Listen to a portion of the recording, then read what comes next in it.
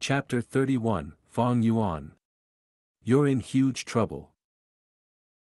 I've trained hard in basic martial arts for 7 consecutive days, but to think I only managed to endure 2 strikes from Fong Yuan and lost consciousness afterwards. Shame, unforgivable shame. Gu Mo Bei exclaimed, full of anguish and regret. In the family garden, he faced the wooden puppet, unleashing punches and kicks that were resulting in resounding echoes. Suddenly, he heard a laughing voice. Little brother, do you have deep hatred for the puppet? Why the great resentment? Upon hearing this familiar voice, Gu Mo Bei relaxed and stopped his attacks. He turned his head. Sister, you're back. Aha, the family council sent me out for an investigation mission which lasted more than 10 days. Gu Mo Yen laughingly replied. She was Mo Bei's blood-related sister, a rank 2 middle stage Gu master.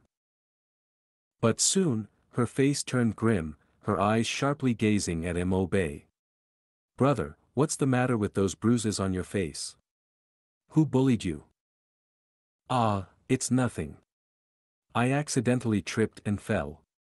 A hint of panic flashed across Mo Bei's face as he came up with an excuse. He did not wish for his sister to know of such an embarrassing event. The truth of the Mo family's future heir and the family head, Gu Mo Chen's beloved grandson, consecutively knocked out twice in combat. But the fortunate thing was that he wasn't the only unlucky one. The others had suffered as well. Oh, you have to be more careful in that case. As for your combat training, this won't do. You do not have a gut hat enhances your defense right now, so use thick towels to cover yourself. This will protect your limbs from getting hurt. Gu Mo Yen instructed before leaving.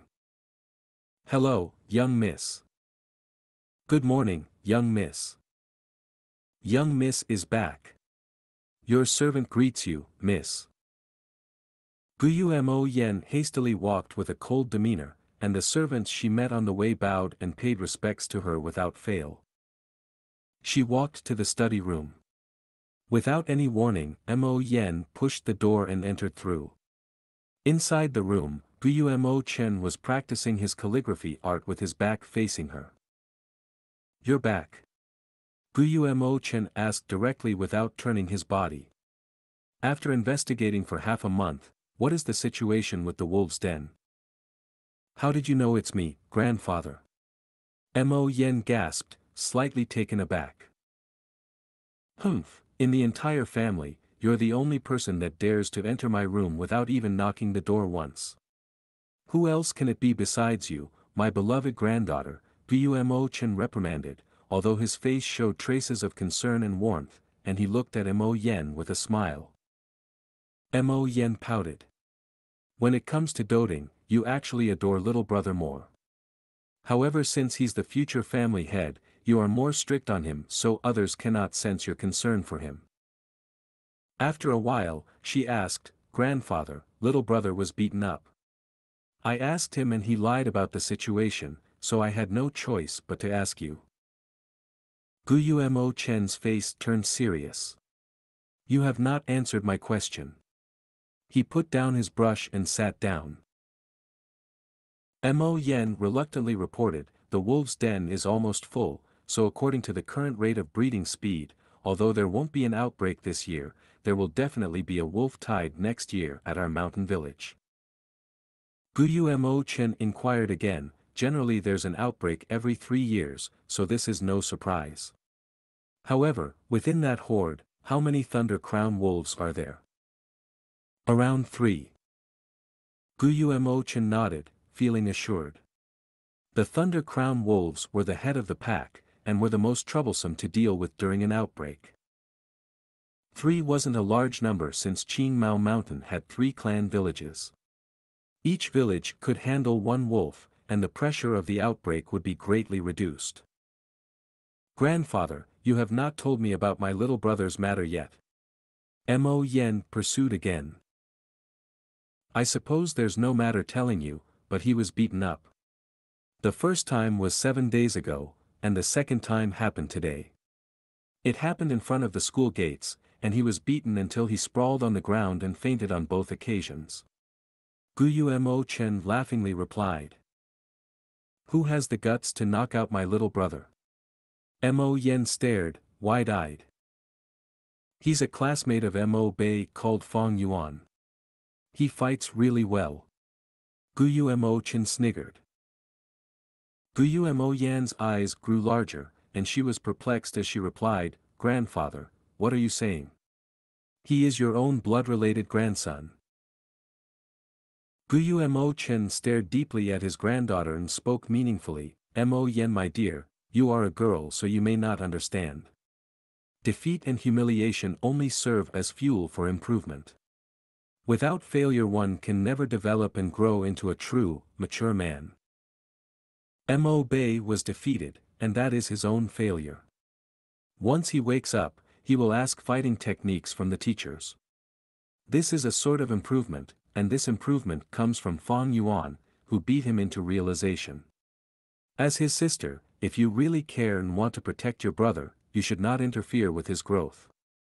Fong Yuan is just a boy with C-grade talent while Mo Bei has B-grade talent. With us supporting him, he will step over Fong Yuan and drive him into the ground eventually. Leave this opponent to Mo Bei. In a woman's life, she needs a family and a lover. But for a man, a family is not a necessity, yet what he cannot lack is a rival. Do not find trouble with Fong Yuan, do you hear me? This is a matter between the youths. If you get involved, this will be perceived as bullying.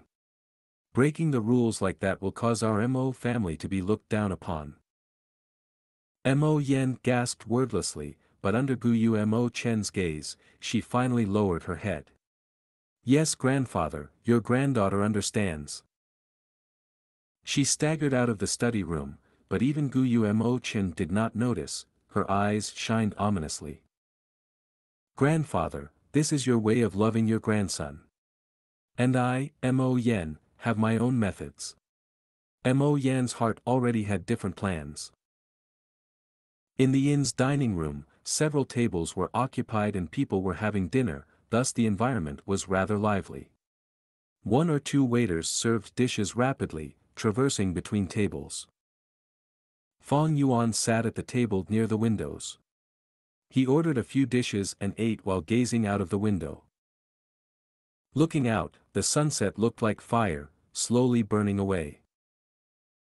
Half of the sun had already set, it longingly gazed at the lands, its afterglow being the sun's reluctance.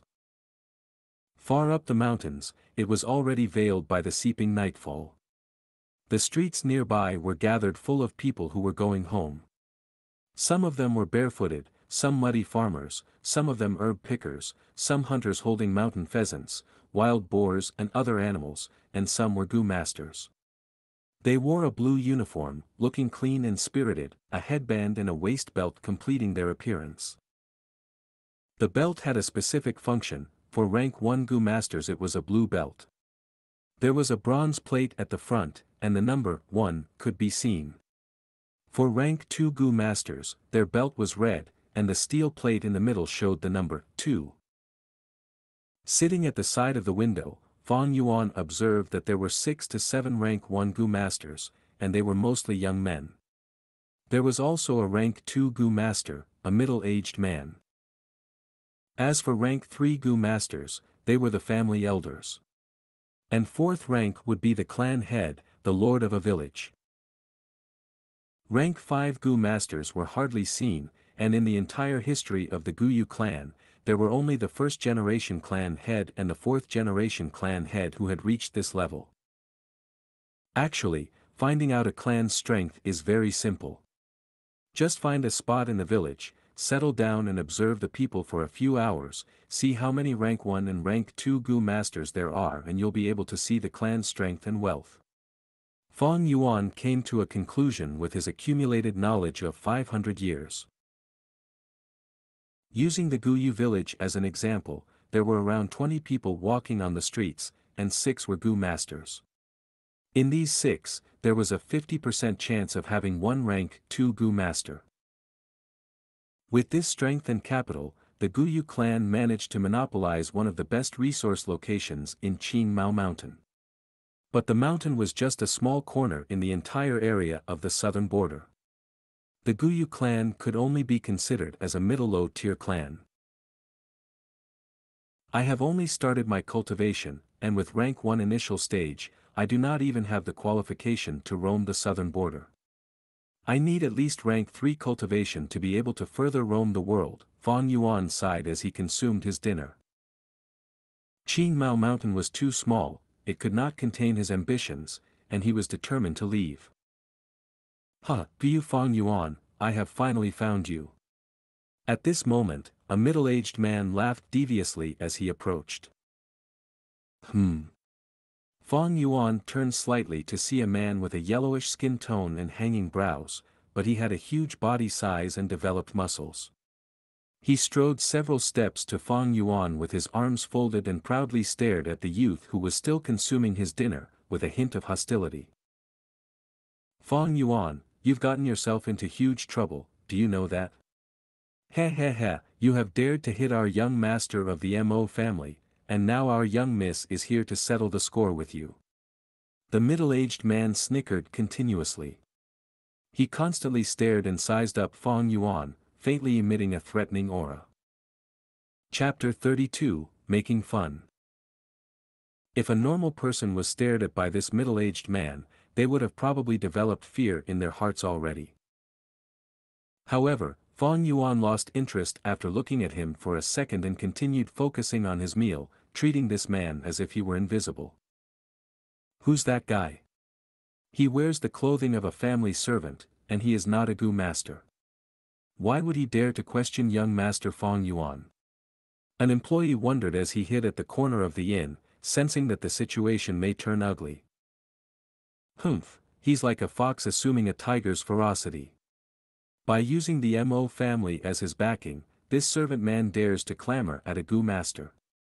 If it were any other mortal man, they wouldn't have the guts to do this, someone beside the employee replied in disdain. Even so, as a mere mortal he has the guts to cause a ruckus towards a Gu master. TSK, this kind of experience must feel really great. TCH, you shouldn't think that a Gu master is always high and mighty. Young Master Fang Yuan is merely a rank 1 initial stage Gu master, and he has just managed to refine his vital Gu. If they were to fight now, he may not be the opponent of this muscular and strong mortal. Sigh, let's just hope that when they fight later, they will spare our inn and the furniture. The employees chattered back and forth, but none dared to take a step forward, only staring from a distance. You still have the mood to continue eating? Seeing as how he did not manage to intimidate or scare Fang Yuan, the muscular middle-aged man had a hint of doubt in his eyes. Do you think I'm lying to you? There are already people reporting to young miss and she will be here shortly. Do not attempt to run away, young lad, because you won't be able to get away. My job here is to make sure you stay put. There will be much suffering for you later. Fang Yuan paid no heed to the man and continued eating his meal. The middle-aged servant frowned as he did not see a hint of panic or shock from Fang Yuan. This made him feel ignored and his pride was severely offended. He had been a servant in the Mo family for over a decade, and he had acquired the trust of his master. Over a long period, he would naturally come to learn about the details of Gu masters. Rank 1 Gu masters mostly relied on their physical combat skills. In battle, a Gu worm's worth was attributed more to its deterrence factor than as a fighting force. He knew especially that for a young Gu master like Fang Yuan who had just started cultivating, his physical strength was far inferior when compared to a grown man. If it came down to close combat, he who had trained for many years would gain the upper advantage. At the same time, Fang Yuan had supposedly only refined the Moonlight Gu, so at the max, he would only be able to shoot out several moon blades. The middle-aged man was used as a sparring partner from a long time ago, so he knew deeply that if a rank 1 initial stage Gu master were to use his primeval essence to unleash the Moonblade, the most it could do was cut several palm-sized wounds and cause limited damage if it managed to hit the human body. Additionally, the man had the backing of the Mo family, so when he confronted Fang Yuan he had no fear, and was wholeheartedly trying to show off his worth to his masters so that he could be rewarded and deemed more useful to the family. "Young lad, you sure are courageous, huh?" The middle-aged man's tone was turning unfriendly as he folded up his sleeves, revealing his well-toned and muscular forearms. His 2 arms were large and full of scars. The forearms had thick protruding veins and were even thicker than Fang Yuan's legs. The inn employees watched in fear and several customers were already getting up, paying the bills and leaving this land of conflict. "Fang Yuan has been found." Suddenly, the door emitted a proud, loud female voice. Mo Yen strode forward in big steps and entered the inn. Behind her were numerous family servants. Her body figure was decent, slightly tall and had the proper curves. But a long face like a horse's, an inherited gene from the Mo bloodline, caused her looks to be greatly affected, and thus she was only a middle upper tier beauty. However, she wore a dark blue uniform and a red belt, affixed with a square steel plate, tied around her waistline. The steel plate was engraved with a 2. Additionally, she had just returned from after a clan mission, so there was still lingering traces of the hardship that she had just gone through. These added up to create a field of pressure and threat that was emitted to her surroundings. Thus, once she stepped into the inn, the entire place went silent under her aura. "Your servant greets you, young miss." The middle-aged man changed his attitude completely upon seeing Mo Yen. He tried to smile charmingly and he bent his body as he walked a few steps and knelt on the floor, greeting Mo Yen. Upon seeing this change in behavior, the workers in the inn could only stare in shock with their mouths wide open. The tall and muscular figure, as opposed to his humble groveling attitude, was a great mismatch, and was seemingly amusing. But the employees of the inn did not laugh as his behavior only greatly showed off Mo Yan's imposing pressure and status. Some of the inn workers could not help but worry for Fang Yuan as he was their major customer. If something were to happen to him and made him unable to patronize the inn any further, it would be a huge loss. More of them were secretly praying for Fang Yuan to surrender. If a fight really broke out and destroyed the inn's property, that would be worse. Mo Yen did not even take a look at the groveling Gao Wan, her eyes were fixed on Fang Yuan. She took a few steps forward and demanded in a fierce tone, "So you are Fang Yuan? You seem to be having a good meal. He, have you ever had a knuckle sandwich? I'll give you a taste of it, it might be even more delicious." Even though she said that, Mo Yen did not make a move. Fang Yuan's actions were too calm. It was strange.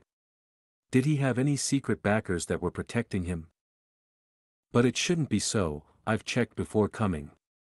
This Fang Yuan only has an uncle and aunt that dislike him, while both his parents are deceased, and he even got chased out of the house by his uncle and aunt. In addition, he only has C-rank talent, so how could such a weak young man have any sort of background? Mo Yen thought in her mind. Regardless of this, the situation was still too peculiar. She had to test and probe further. Fang Yuan laughed and squinted at Mo Yen, saying, "Who told you I was Gu Fang Yuan?" Mo Yen was momentarily stunned, then she took a look at Gao Wan. He had just stood up, but upon seeing this he immediately knelt back down with sweat pouring out of his forehead. He stammered and could not give a coherent reply, "Master, your servant, your servant." They had a drawing of Fang Yuan, but they did not know that Fang Yuan and Fang Zheng were twins that looked almost identical. No wonder this young man looked like he had no fear. He is actually Fang Zheng and not Fang Yuan. Mo Yan's servants guessed in their minds. Fang Yuan cannot be compared to Fang Zheng. The former is merely a C-ranked loner with no background. The latter however has a ranked talent and was pulled into the clan head's faction at the awakening ceremony, and as long as he grows smoothly, he has a bright future ahead. Mo Yen did not get proper a reply from Gao Wan, causing her to be even more hesitant. At this point, the only ones who knew Fang Yuan's identity were the inn employees. However, they could not afford to offend either party, so they only kept their mouths shut. Fang Yuan was satiated from his meal. He stood up and glanced lightly at Mo Yen. You want to find Fang Yuan? Come with me, I'll bring you to the school hostel to look for him. If the person in front of me is Fang Zheng, I would not want to offend him. However, even if he is really Fang Yuan, I will follow him closely on this trip, so I have no fear of him impersonating Fang Zheng. In an instant, Mo Yen made up her mind. Alright, I will go together with you to the school hostel. After you. Mo Yen turned her body to make space for Fang Yuan, stretching out her arm and indicating for Fang Yuan to take the lead. Fang Yuan laughed nonchalantly and strode forth. Mo Yen followed closely behind with her servants trailing at the back. So close. They're finally gone. Even if they start fighting, it is none of our inn's business anymore. The employees that were left behind all sighed in relief as they patted their chests. A group of people approached the school hostel. Halt! Stop right there, the school hostel only allows our clan's Gu masters to enter and leave. The two guards at the door stopped Fang Yuan, Mo Yen and her gang. Insolent! Do you not recognize who I am? How dare you stop me? Mo Yen stared at the two and screamed. We dare not, the two guards hurriedly gestured. Young Miss Mo Yen, this guard holds you in high regards. However, the clan rules are absolute, so how about this? You can bring one servant in. This is the most we can do for you. An elderly guard politely responded. Mo Yen clicked her tongue. Her heart was full of dissatisfaction, yet in the presence of the clan rules, she did not dare to break them. The Mo family was prosperous, and thus they had many enemies. Do not forget that aside from the Mo family branch, there was also the Qi family to contend with. Apart from the Qi family, the clan head's faction also wanted to get a hold on the Mo family. All of you stay behind. Gao Wan will follow me. Thinking about it, Mo Yen gave her orders.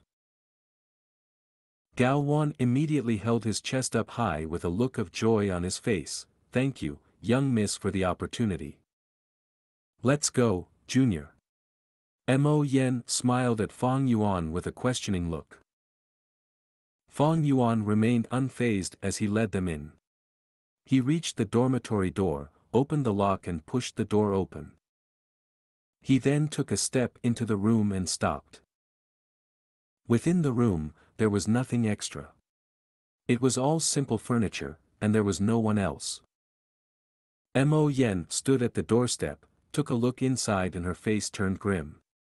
Junior, you better explain yourself well, there is no one in the room. Fang Yuan smiled faintly, aren't I someone? Mo Yen stared at Fang Yuan, a glint flashing in her eyes as she suddenly seemed to have understood. I am looking for Gu, you, Fang Yuan. Fang Yuan snickered, you know, I never said that I wasn't Gu you Fang Yuan. Chapter 33, Go ahead and scold away.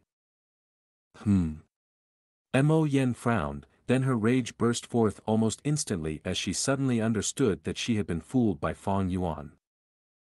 You are tremendously brave to even consider lying to me.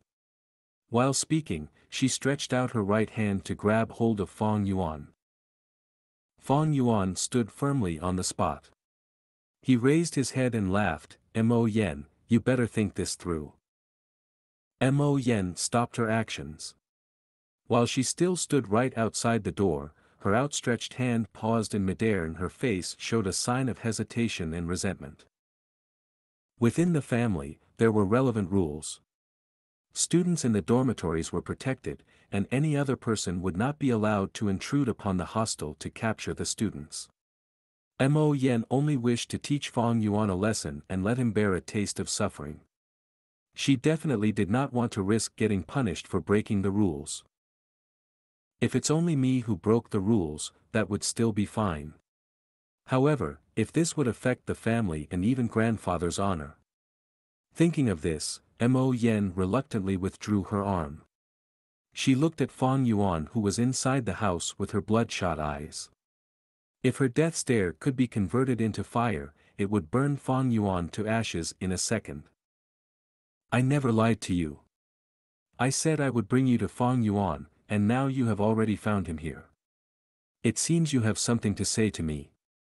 Fang Yuan smiled faintly with his arms behind his back, ignoring the pressure of a rank 2 Gu master, fearlessly making eye contact with Mo Yan's furious gaze. He was just a step apart from Mo Yan.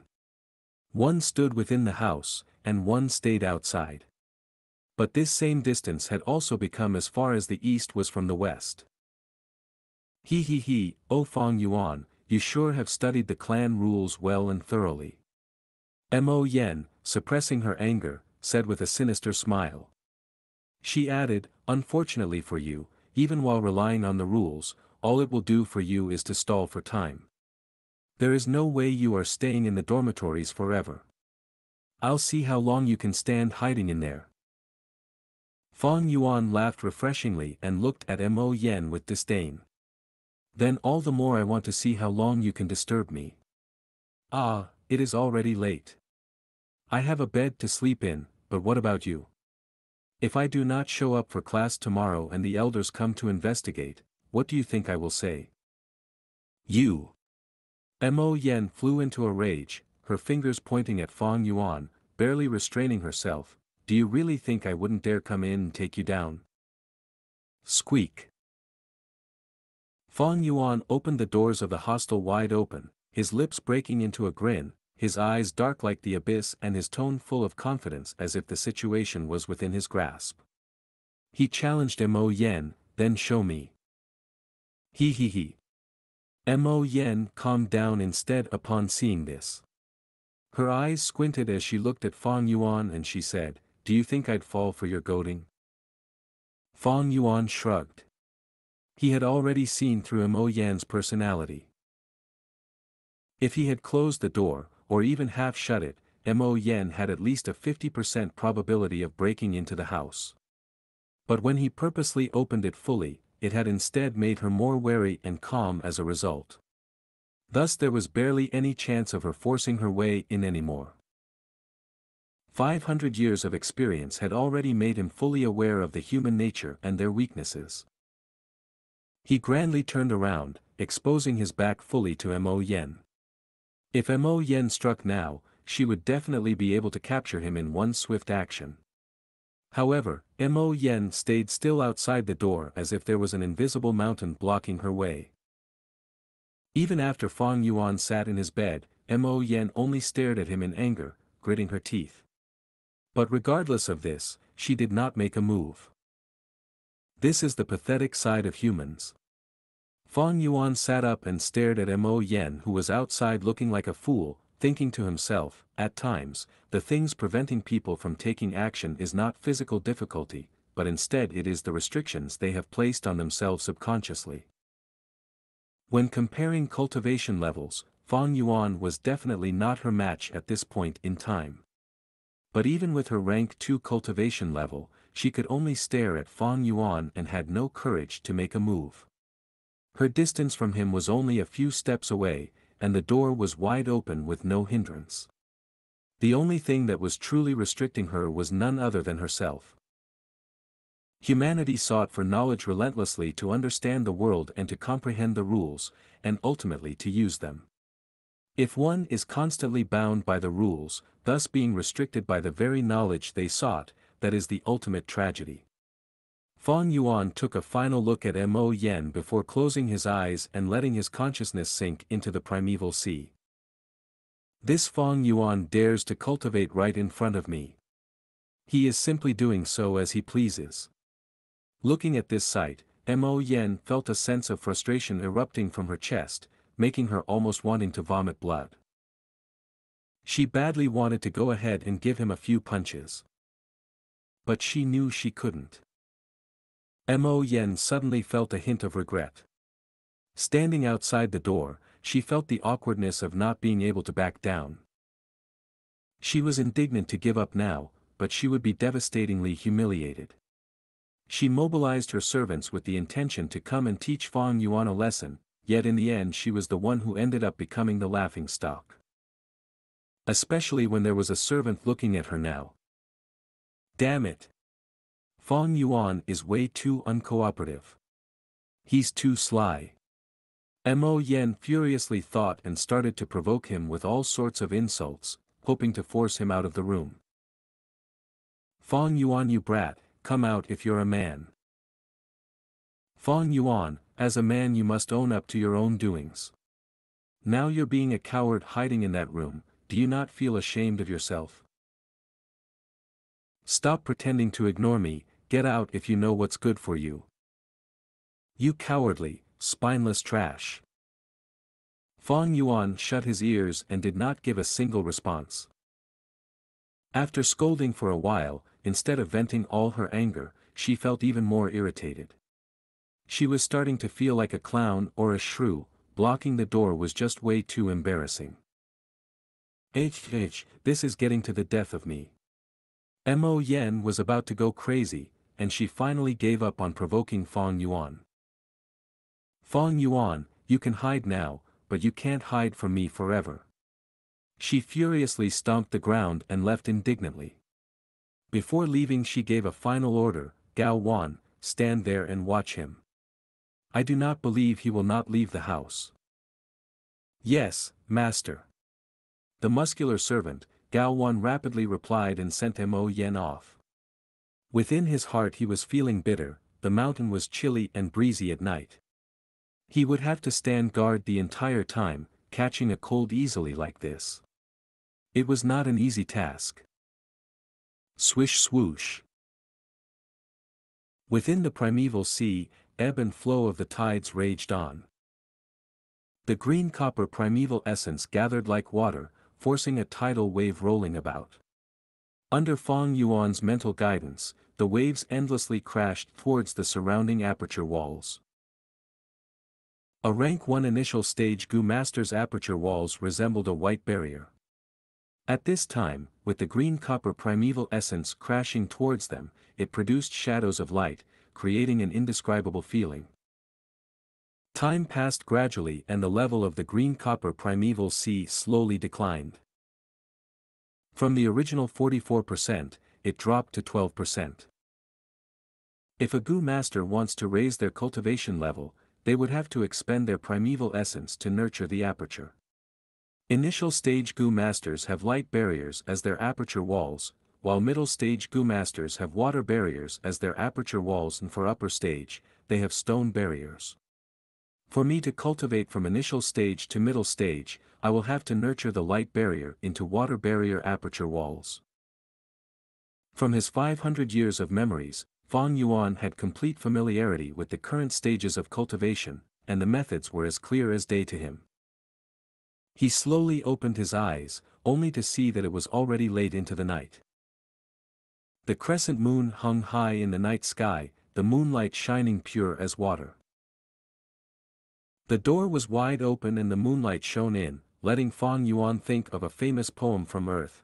On a quiet night I saw the moonlight before my couch, and wondered if it were not the frost on the ground. 1.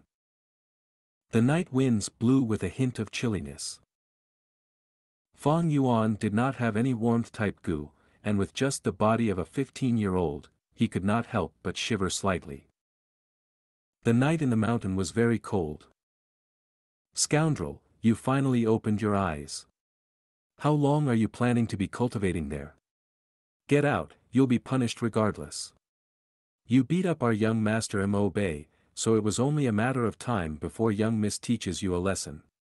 Seeing that Fang Yuan had woken up, Gao Wan who was standing at the door got his spirits up. Fang Yuan squinted, it seemed that the rank 2 female Gu master had left.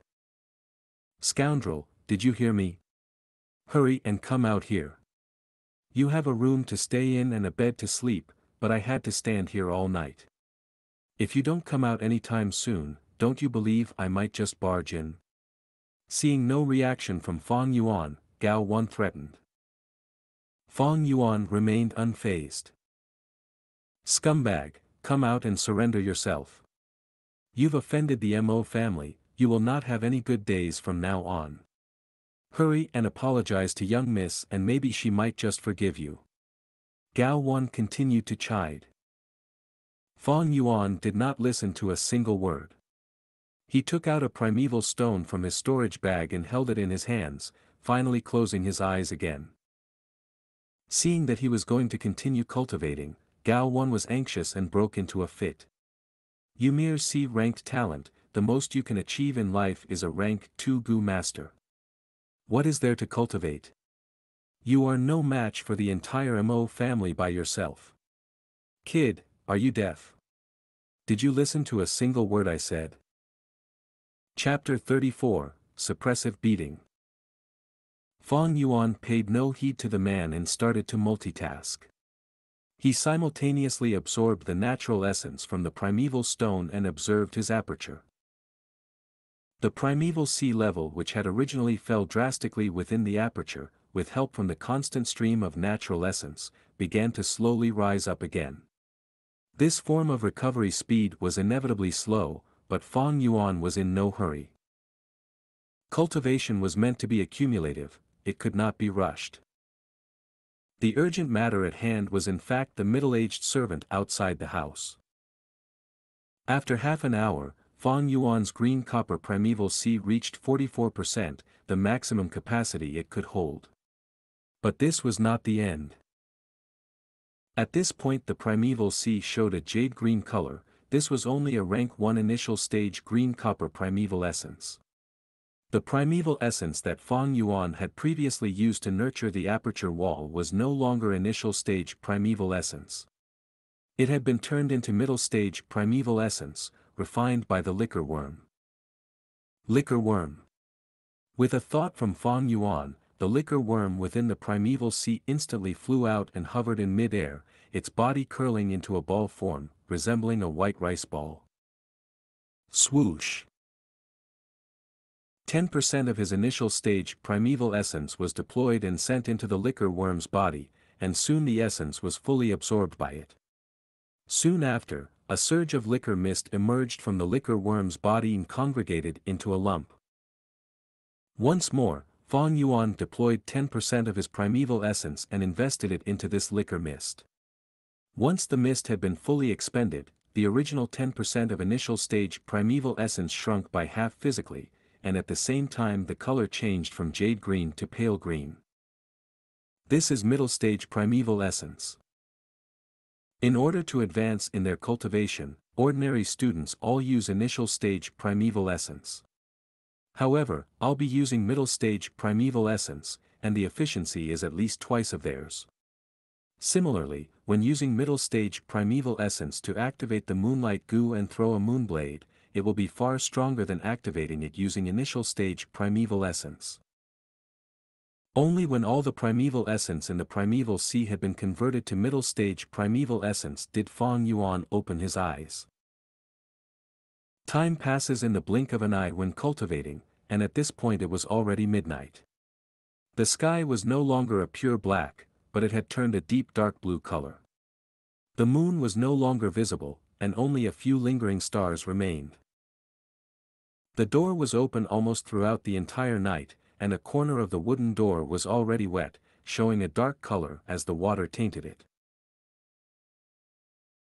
The school hostel had this disadvantage: it was not as comfortable as an ordinary wooden lodge that was built above the ground, but it was directly built on the ground and thus it had high humidity. Coming back to reality, Fang Yuan felt a chill down his spine. After sitting cross-legged for such a long time, both his legs felt numb. He opened his clenched right fist and scattered a handful of white stone powder. This was the primeval stone after its essence had been fully absorbed, and what remained was only the leftover powder. After a night of cultivation, I had expended 3 primeval stones. Fong Yuan calculated in his mind. He had C-ranked talent, but in order to pursue faster cultivation speed, he used primeval stones to replenish his primeval essence. What was more crucial was the liquor worm, as it had been used to refine his middle-stage primeval essence. This had greatly increased the expenditure of his primeval stones. Although I plundered another sum of primeval stones yesterday, a night of cultivation cost me 3 stones. In this case, although it might seem that I have a lot of resources, it is unable to sustain me for a long time with my current cultivation speed, but this is the price I have to pay for pursuing cultivation speed and efficiency. Fong Yuan looked outside the room again, only to see Gao Wan, the muscular servant, squatting at a corner with his body curled up, seemingly fallen asleep. Looks like that rank 2 female Gu master had left long ago, leaving this Gao Wan here to keep a watch on me. Hee hee. Fong Yuan revealed a cold smile as he got off the bed and began to exercise his limbs. Once his body had warmed up, he left the hostel. Lad, you finally decided to come out. So how about it? Obediently surrender and leave with me to kowtow and apologize to our young Mississippi. Gao Wan's ears caught Fong Yuan's footsteps and he stood up immediately. His muscular body was almost twice the size of Fong Yuan. The muscles in his body tightened and his brows knitted together, a pair of cruel eyes shining with evil light, resembling a starving hyena.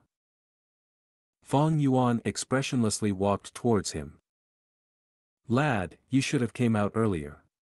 By coming out now, do you know how much the great me had to suffer by watching over you? He snickered while approaching Fong Yuan, evidently planning something sinister. At this moment, Fong Yuan lightly cried out, and with a ferocious leap he aimed both fists towards Gao Wan. Bastard, you're courting death. Gao Wan's face distorted with rising anger within him, raised his brick-sized fist and he punched towards Fong Yuan. The fist was extremely powerful, slicing through air and the swooshing sound of the wind could be heard. Fong Yuan's eyes shone clear as crystal. Seeing that the fist was approaching close, he sidestepped and turned towards Gao Wan's rear. Stretching out a finger, he struck towards Gao Wan's waist. Gao Wan blocked with his retracted arm. Fong Yuan did not get a clear hit, and ended up hitting onto Gao Wan's left forearm. Fong Yuan's finger felt like it had hit a steel plate, painful and numb. This Gao Wan has already approached the limits of a mortal's physical prowess. Right now I can only use the Moonlight Gu to fight, and without any other Gu worms to assist me, I am not his match at basic close combat. Fong Yuan's eyes shone and he decided quickly to give up on attacking. Instead, he retracted a few steps and pulled some distance away from Gao Wan. In the Guyu village, only the Guyu clansmen had the rights to cultivate as a Gu master. The outsiders, regardless of whether they had cultivation talent or not, had no rights to attend the awakening ceremony. But these mortals could train in physical combat. Just like the Gao Wan here, although he was not a Gu master, he had trained vigorously in his punches and kicks and his basic skill was steadfast. Additionally, he was a middle-aged man, and this meant being at the physical prime in a mortal's lifetime. Fong Yuan, other than having the Moonlight Gu to fight, had only the body of a 15-year-old teenager. Be it strength, agility, or endurance, he was not Gao Wan's match. Martial artists like Gao Wan were sufficient enough to kill a rank 1 initial stage Gu master. Even towards a rank 1 middle stage Gu master, they still posed a certain threat. This lad is too sneaky. Seeing that Fong Yuan had drawn some distance between them, Gao Wan felt anxiety within his heart. The waist was a vital point of the body, and if it was damaged by someone through brute force, the harm was not negligible. If the force was exerted beyond a point, it could also be deadly. Gao Wan had waited outside the hostel for the entire night, and thus his body was enshrouded by the moist atmosphere, causing his reaction speed to be slightly slower. Hence the strike earlier had almost succeeded. Fortunately, although he was a bootlicker, he had trained hard in his physical ability. So at the crucial moment his body's reflex instinctively reacted and allowed him to narrowly block Fang Yuan's attack. I can't be careless anymore. This lad behaves like a wolf, striking harsh and deviously, getting his way whenever I am even but a little careless. No wonder young master was knocked out by him twice. Gao Wan wiped the sweat off his forehead and swept away all hints of contempt. He started to take his opponent seriously. If I can capture this lad, it'd be a great accomplishment. Young miss is sure to reward me. A rank 1 initial stage's Moonblade is at max only like a small dagger, so as long as it does not hit my vital points it'll merely be a light external injury. Thinking of this, Gao Wan's heart started to beat faster. Stretching out his shovel-like hands, he grabbed at Fang Yuan. Boom boom boom. Fang Yuan showed no fear and approached Gao Wan to engage in close combat. Exchanging punches and kicks, taking turns attacking and defending, loud impact sounds echoed through the area. When plundering the students, he had only used his palm with his objective being to control the crowd. But now when engaging with Gao Wan, Fang Yuan had gone all out. At times he used his fingers to jab at the eyes, sometimes strangling the throat, hitting the jaw with the base of his palm, chopping at the back of his opponent's head, using the knee to strike the pelvic area, or using his hands to grab at the waist.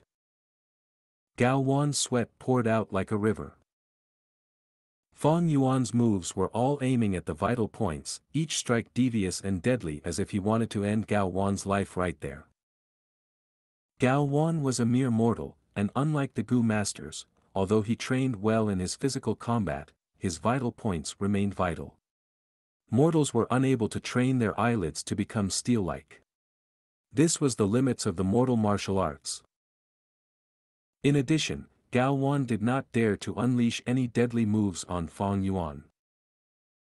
Fang Yuan was a Guyu clansman, so killing him would incur public rage and he would be immediately executed.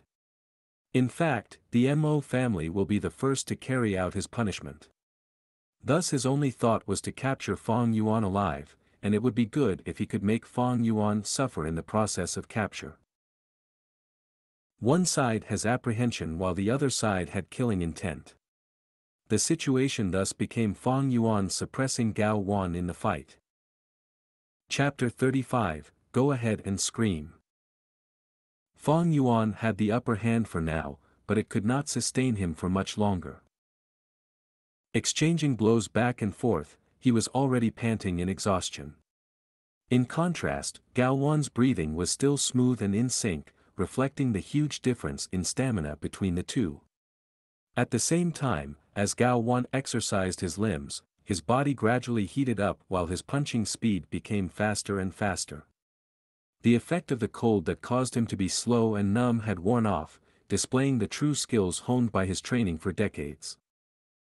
Lad, you are unable to beat me. There are clan rules stating that within the school hostel, you are forbidden from using the Moonlight Gu. You are dead meat, doomed to be my captive. Gao Wan laughed maniacally. His fighting experience was rich, so he attempted to use words to cause Fang Yuan's fighting spirit to waver. In the end, I'm only just a teenager and my body that hasn't fully developed cannot be compared to this servant. Fang Yuan's state of mind was calm as ice. Having sharpened his will for 500 years, there was no way his fighting spirit would waver. Moonlight Gu. He called out in his mind, activating his primeval essence and at the same time leaping backwards to pull away from Gao Wan. Gao Wan wanted to chase after him, but he suddenly saw a watery blue light emitting from Fang Yuan's palm. His face darkened and he shouted, "Lad, you are using the Gu worm to fight in the school hostel, this is against the clan rules." "So what if I break the rules?" Fang Yuan sneered. He learnt the clan rules and memorized it to heart, but it was not for the sake of obeying it. Immediately, his palm slashed an arc towards Gao Wan. With a ching sound, the blue moonblade flew towards Gao Wan's face. Gao Wan gritted his teeth as he raised both arms to cover his face, forming a protective shield.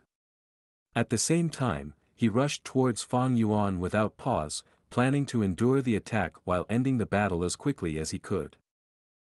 The moonblade struck his arm. With a popping sound, his flesh and blood poured out under the moonlight, a wave of extreme pain hitting Gao Wan's nerves. The unguarded man nearly fainted from the pain. How can this be? His rush towards Fang Yuan stopped, and he frightfully found out that both his limbs had been cut open with a deep wound. Fresh blood oozed out from the wound and from the side, while bloody muscles could be observed hanging around his flesh. Even the broken white bones of the forearm could be seen. Gao Wan was shocked beyond words. This is impossible. A rank 1 initial stage moonblade, the most it could do is to lightly injure my flesh. How could it cut through my bones? Only a rank 1 middle stage can do this. He had no idea. While Fang Yuan was a rank 1 initial stage Gu master, due to the liquor worm's refining, he possessed rank 1 middle stage primeval essence. The Moonlight Gu, activated using middle stage primeval essence, emitted a moonblade far superior to the initial stage that he originally predicted. This is bad, this boy is weird. Gao Wan, who was caught off guard, had already suffered a grave injury. His fighting spirit was gone and he decisively decided to retreat. Are you able to escape? Fang Yuan smiled coldly as he started to give chase, the moonblades in his hands shooting out consecutively. Save me! Gao Wan shouted out in horror as he fled, his voice traveling far out beyond the school hostel. What is going on? Someone is asking for help. The voice alerted the school hostel guards who were nearby. It's the Mo family's young Miss, Mo Yan's servant. The guards who arrived stopped in their tracks upon seeing the chasing scene. This is only a servant, there is no need for us to risk protecting him. Letting him stay here was already a favor towards the Mo family. We still have to be careful, just in case he hurts Fang Yuan in desperation. The anxious guards all gathered around, but no one lent a hand to Gao Wan, they only observed from the sidelines. This servant Gao Wan, even if he died, it had nothing to do with them. However, if Fang Yuan died or got hurt, it would be their responsibility. Seeing such a sight, Gao Wan despaired, he tragically screamed, "We are all outsiders. You cannot leave me to die." His blood loss was getting more severe, and his speed decreased. Fang Yuan caught up to him, his voice cold as ice, announcing Gao Wan's death sentence, "Go ahead and scream. It doesn't matter how loud you do so." While saying that, the blade in his arm rotated, and he fired 2 moonblades towards Gao Wan. Swoosh, swoosh. The moonblades flew towards Gao Wan's neck. The servant lost all hope, seemingly one step away into the abyss. The next moment, he felt that his world was spinning, he actually saw his own feet, chest, back, and that severed neck. Afterwards, total darkness awaited him. Gao Wan had died. Beheaded by 2 moonblades, his head flew away from the impact, his body pushed back 10 meters before falling. The neck area spewed out a fountain of fresh blood, dyeing the surrounding grass a blood red. Murder. Fang Yuan killed someone. The guards could not help but scream out. They had witnessed the entire process, and they felt a sense of extreme trepidation and terror rushing all over their body. Fang Yuan was just a weak 15-year-old teenager, but he expressionlessly murdered a strong adult. This was the power of a Gu master. The victory had been set. Fang Yuan slowed in his footsteps and gradually moved towards the corpse. His face was calm, as if he had done nothing out of the ordinary. This expression further sent a shiver down the guards' spines. Gao Wan's head lay on the ground, both his eyes wide open, turning in his grave. Fong Yuan stared coldly. He raised his leg and sent the head flying. The guard's eyelids twitched. Fong Yuan approached the corpse and found that it was still vibrating. The blood spread through the ground, forming a small bloody puddle. He looked at Gao Wan's injuries with a grim expression. These injuries were deep enough to expose the secret to the fact that he had middle-stage primeval essence. Once this was exposed, it'll be quickly deduced that he had a liquor worm, and with that the family would naturally think of the flower wine monk. Thus, Fong Yuan had to keep this secret hidden. But there are too many onlookers. Fong Yuan's gaze swept through the nearby guards. There was more than 10 of them. He had less than 10% primeval essence left, so there was no way to kill them all. After pondering for a while, Fong Yuan bent down and raised Gao Wan's ankle, dragging the corpse away. "Young Master Fong Yuan, you can leave this to us." The guards controlled their fear and approached Fong Yuan, politely speaking. The respect and politeness held a tint of obvious fear. Fong Yuan silently looked at the guards, and they all held their breaths, looking down. "Give me the saber," he stretched out his hand and lightly said. With authority in his speech, he emitted undeniable pressure. The guard closest to him uncontrollably handed him the saber on his waist. Fong Yuan took the saber over and continued walking, leaving behind a dozen stunned guards staring after his back.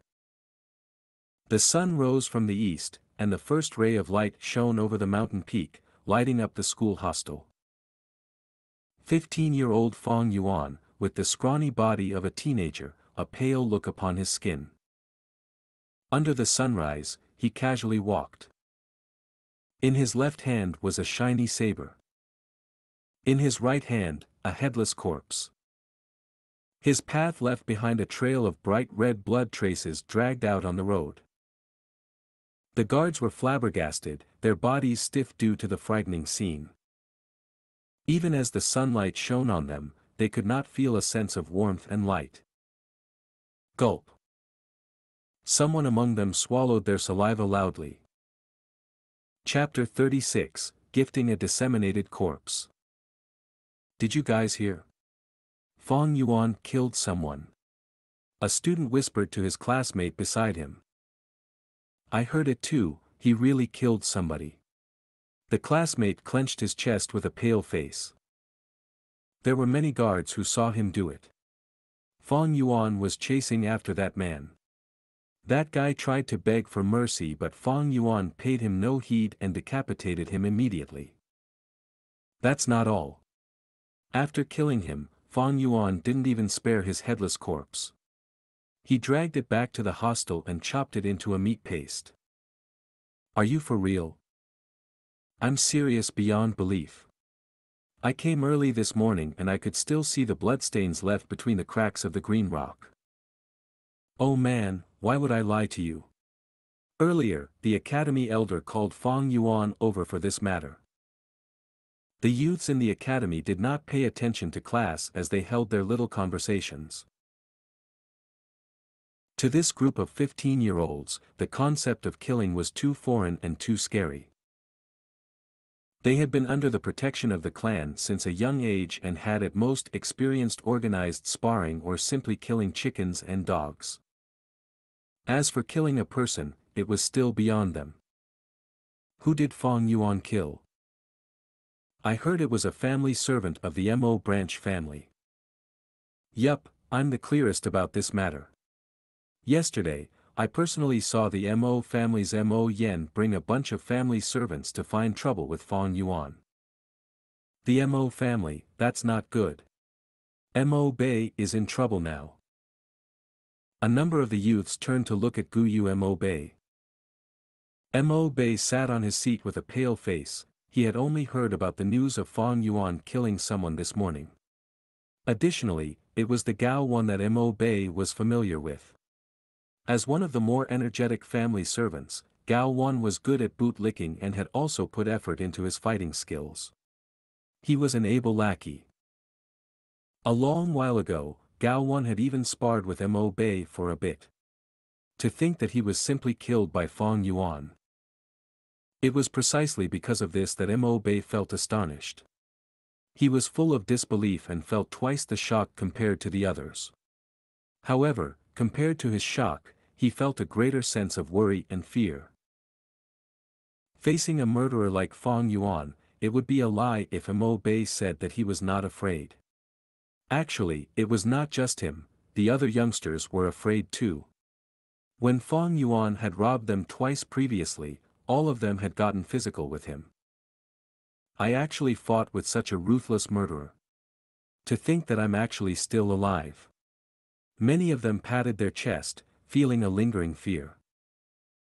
Fong Yuan killing someone was still somewhat acceptable, but the crux was that he even dissected the corpse and chopped the body into meat paste. That was way too cruel. The truth of such a horrifying crime had a strong impact on all of the youth's pure and innocent minds. Within the room, there was only the Academy Elder and Fong Yuan. The Academy Elder sat while Fong Yuan stood. Neither of them spoke a word, causing the atmosphere to be extremely tense. The Academy Elder silently looked at Fong Yuan and a hint of complication flashed in his eyes. In the morning, the guards had reported to him about Fong Yuan's murder incident. This news had made him feel both shocked and suspicious. He was a rank 3 Gu master and was in charge of the academy. He obviously knew the fighting strength of a rank 1 initial stage Gu master. Fong Yuan being able to kill Gao Wan was like the weak defeating the strong. In truth, some guards had already reported to him that Mo Yen had trapped Fong Yuan within the academy by barging in the previous night. Back then, he had not paid attention to the matter and had not stopped them. He was the academy elder, his objective was to nurture future Gu masters, not to protect them. As long as there were no deaths among the students, he encouraged hidden conflicts. Mo Yen coming to find trouble with Fong Yuan was something that he was happy to see. For one, he knew that regardless of whether the fight was won or lost, it would be beneficial to Fong Yuan's growth. Secondly, he wanted to suppress Fong Yuan's influence. Fong Yuan had consecutively blocked the academy's gates and robbed the other students. His influence was too great, it had to be suppressed. However, he hadn't expected that Mo Yen would return fruitlessly and that the family servant that she had left behind would be unable to beat Fong Yuan. Gao Wan even got killed by him. In this world, strength was above all else. Killing someone was not something peculiar. Especially to a Gu master, it was something very common. But it was not so simple when it was a 15-year-old's first kill. The academy elder vividly remembered his first killing scene. Back then, he was already a rank 2 Gu master. At the age of 19, he had killed a Gu master from the Bai clan's village in a conflict. After killing the person, he vomited profusely and panicked in his heart. For a few days, he had no mood to eat and had no appetite. He could not even find peace in his sleep. The moment he shut his eyes, he would see the dead person staring angrily at him. But looking at Fong Yuan now, his face was calm as ice. Where was the fluster? Not to mention that he had no uneasy feelings. It was almost like he had slept perfectly well last night, as if the person who killed a man was not him at all. Especially when the academy elder heard more about the matter. After Fong Yuan had killed the servant, he did not spare the corpse and had even dragged it back to the dormitory to chop it into meat paste in his rage. Such vicious methods, even hearing about it was a kind of terror. Thus, at this point, the academy elder looked at Fong Yuan with complicated emotions. On one hand, he was amazed at Fong Yuan's indifference towards life, his attitude was as steady and as cold as ice. On the other hand, he was appreciative of the fact that Fong Yuan was a born battle freak. After familiarizing himself with the Moonlight Gu for a few days, he had managed to kill someone with it. An ordinary teenager, even those with great talents, may not be able to achieve this. This was a talent for battle. If he was well nurtured and fought for the clan, it would be all of their enemies' nightmare. Lastly, he felt worry and distressed. Worry because after this incident, Fang Yuan's reputation was sure to rise and it would be impossible to suppress him. Fang Yuan was way too daring. Not only did he disobey the clan rules by using his gu in the academy, he even killed someone with it. There was a need to suppress his influence. Otherwise, how would the elder be able to manage this academy anymore? Distress was because he did not know how to perfectly resolve this issue. After all, it involved the Mo family's side. Fang Yuan, do you know why I called you here to meet me? The academy elder used a solemn and deep voice to break the silence in the room. I know. Fang Yuan nodded and replied, I used the Moonlight Gu in the academy, breaking the clan rules. According to the rules, as it is my first offense, I should compensate 30 pieces of primeval stones as punishment. He evaded the crucial point and did not mention Gao Wan's death.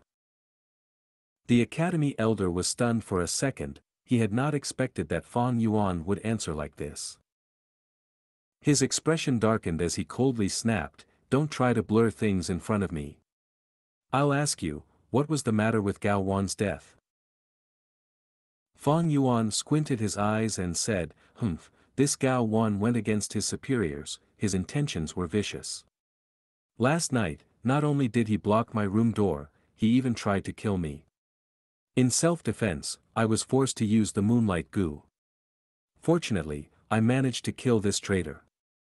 I suspect that there is a high possibility of him being a spy of the other mountain villages. I implore the elders to investigate this thoroughly. Upon hearing this, the academy elder frowned and became at a loss for words. Now that Gao Wan was dead, Fang Yuan could say whatever he wanted. After all, Gao Wan was just an outsider, not a member of the clan. Even if he was dead, it would not matter to the academy elder. However, he was worried about the Mo family's reaction. Gao Wan was their servant and he had died within the academy. The academy elder was in charge of the academy and had to give the Mo family an explanation. Thinking for a bit, the academy elder stared at Fang Yuan and questioned, then let me ask you. Gao Wan's corpse, how did you deal with it? Fang Yuan's lips curled, revealing a cruel smile. I diced Gao Wan's corpse and put it inside a wooden box. When morning came, I put it at the Mo family's back door. What? The academy elder was stunned beyond words as he almost jumped from his seat. Not only did Fang Yuan kill their family servant, he had even chopped up the corpse and placed it at the Mo family's back door. This was blatant provocation. To the academy elder who was trying to resolve this peacefully, it was a true nightmare. Fang Yuan was just a small rank 1 Gu master, how would the large Mo family react? Thinking of this, the academy elder felt a headache as the matter had already developed out of his control. This Fang Yuan was a true troublemaker. Sigh, since it has already happened, there's no point in saying anymore. Leave first, the punishment will come within these few days, you should get mentally prepared.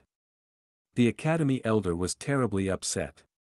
He waved his hand and signaled for Fang Yuan to leave. He needed to think through this calmly to come up with a solution. Chapter 37, both a compromise and a threat. Meanwhile, at the Mo family. What were my instructions to you? See what you did. In the study room, Mo Chen slammed the table, exploding with a rage. Mo Yen stood opposite this old man, her head lowered. Her eyes were full of shock and rage. She had also just gotten the news that Gao Wan had been killed by Fang Yuan. That 15-year-old teenager, to think he had such methods and determination. Gao Wan was the proud servant of her Mo family and Fang Yuan's act of killing him was a blatant showing of disrespect towards them. Grandpa, you don't have to be so angry. This Gao Wan was only a servant, his death is of no concern. He isn't a Guyu clan member anyways. But that Fang Yuan, he is too daring, you have to look at the owner before you beat the dog. Not only did he beat our dog but he even beat it to death. Mo Yen said indignantly. Guyu Mo Chen furiously scowled, you still have the cheeks to say that.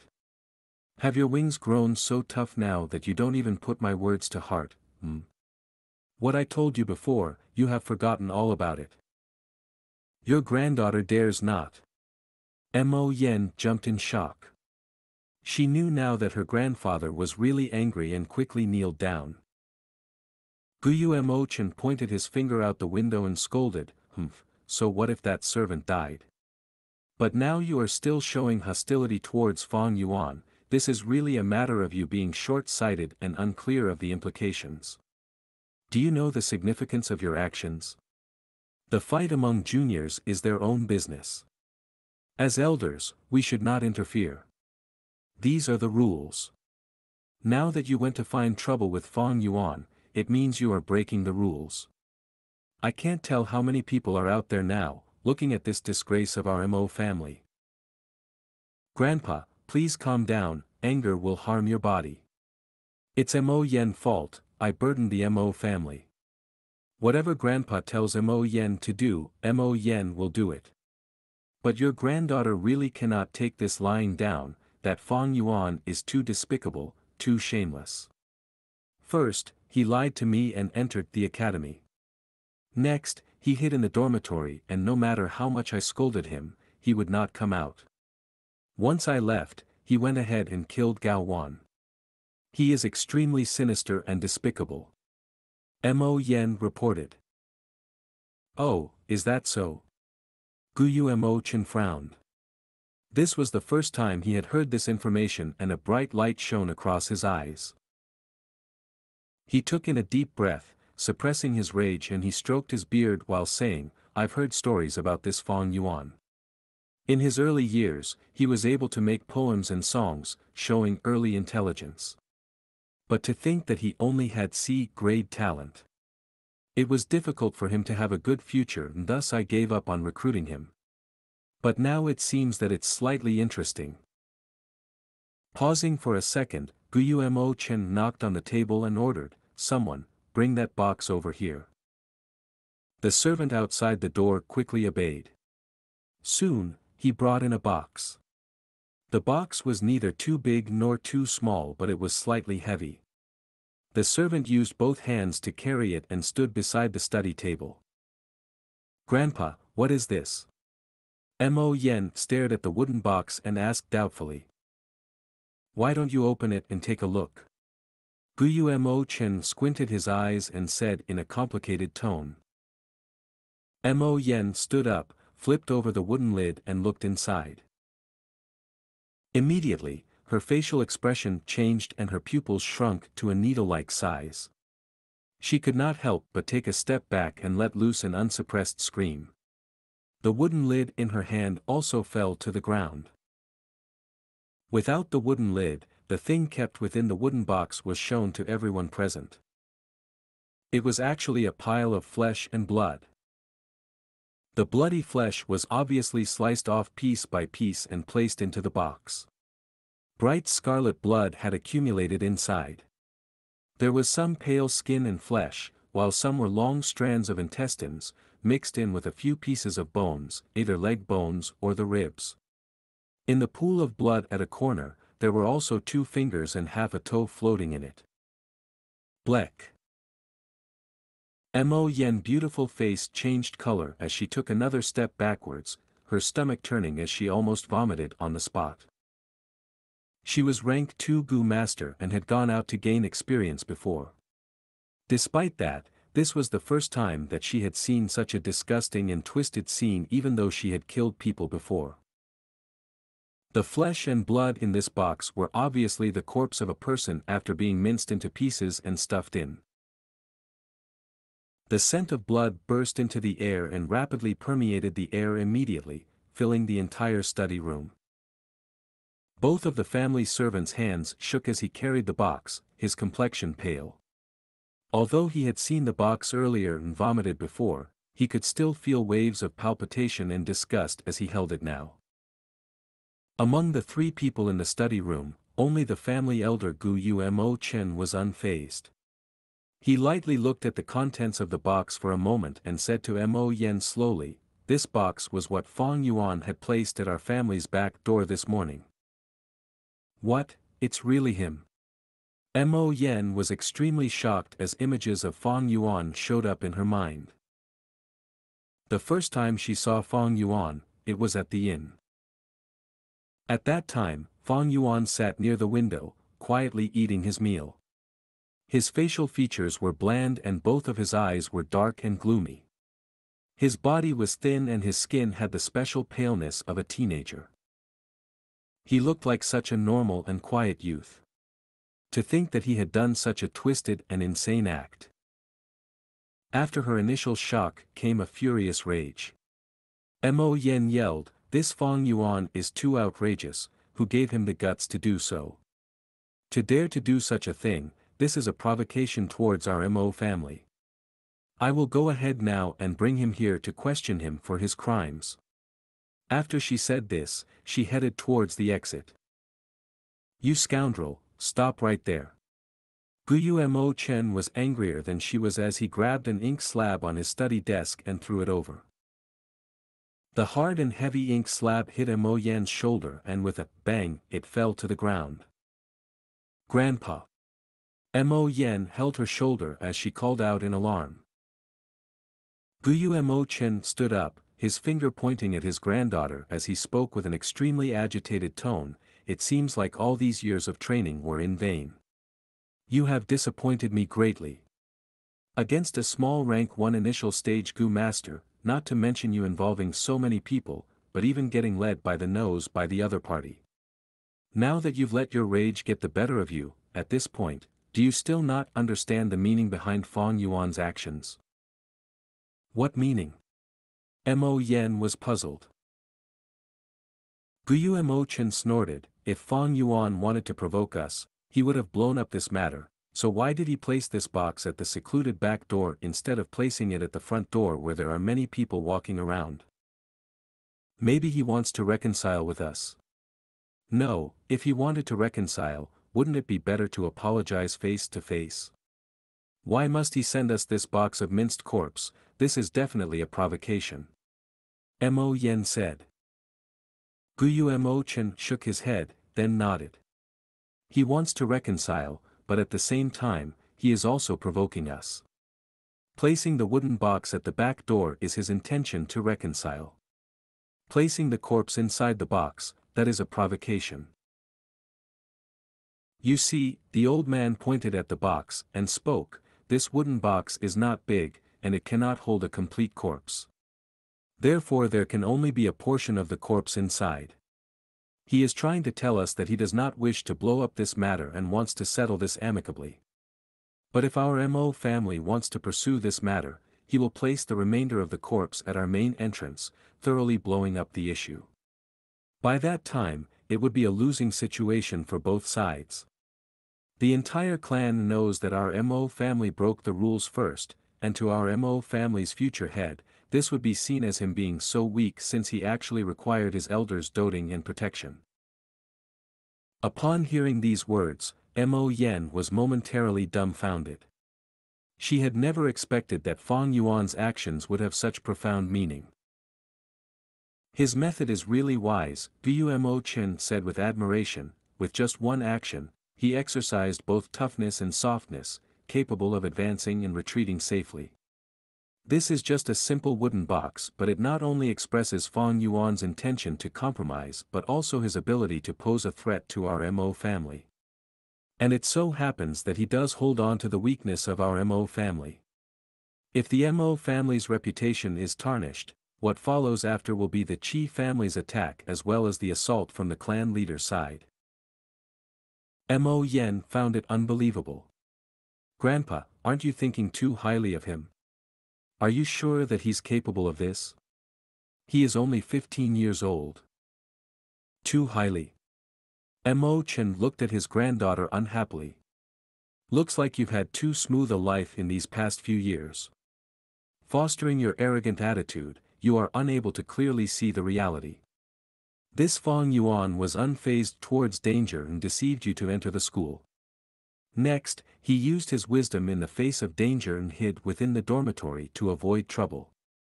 No matter what insult you threw at him, he did not respond. This is his ability to calmly endure. After you left, he killed Gao Wan immediately. This is his bravery and courage. Now he sent this box, clearly showing his wisdom and planning ability. Can you still say that I thought of him too highly? Mo Yen listened with wide eyes as she had not expected her grandfather to praise Fang Yuan so highly. Immediately she said indignantly, "Grandpa, he only has a C-grade talent." Guyu Mo Chen sighed deeply, "Yes, he is only a C-grade. Having such wisdom and yet only C-grade talent, it really is a pity. As long as his talent was higher, even if it was just a B-grade, he would certainly become an influential member of our Guyu clan. What a pity, he is only a C-grade." The old man's sigh was full of emotion. His sigh held both regret and at the same time rejoice. Mo Yen was silent, and in her mind, Fang Yuan's image appeared once again. Under her psychological influence, Fang Yuan's frail expression was shrouded by a layer of mysterious and vicious shadow. This problem was created by you single-handedly. How are you going to settle it? Guyu Mo Chen broke the silence as he started to test Mo Yen. Mo Yen pondered for a while before she replied in a cold and aloof tone, "Gao Wan was just a servant, so there are no implications even if he dies. Fang Yuan is just a C-grade, so he is also a small matter. What's important is maintaining my Mo family's reputation. To appease this matter, we might as well kill Gao Wan's entire family to show the entire clan our attitude to protect the rules and regulations." You're able to think of the big picture. Setting aside your personal emotions to defend the interests of family, this is very good. However, your method is still flawed. Guyu Mo Chen analyzed her response. "Please enlighten me, Grandpa," Mo Yen implored. Guyu Mo Chen said solemnly, "This matter was instigated by you, so I shall punish you with 7 days of confinement. From now on, do not find trouble with Fang Yuan again. Gao Wan defied his superiors, a servant who dares to offend his master deserves death, so he should have been executed for his crimes. Because he is a servant of the Mo family, we are responsible for our inability to educate our subordinate, and thus we shall compensate that Fang Yuan with 30 primeval stones. As for Gao Wan's family members, give them 50 primeval stones as compensation and expel them from the clan." After a short pause, he continued, "For the next 7 days, rest well at home, do not go out. At the same time, think about the profound meaning of why Grandpa chose to handle the matter this way."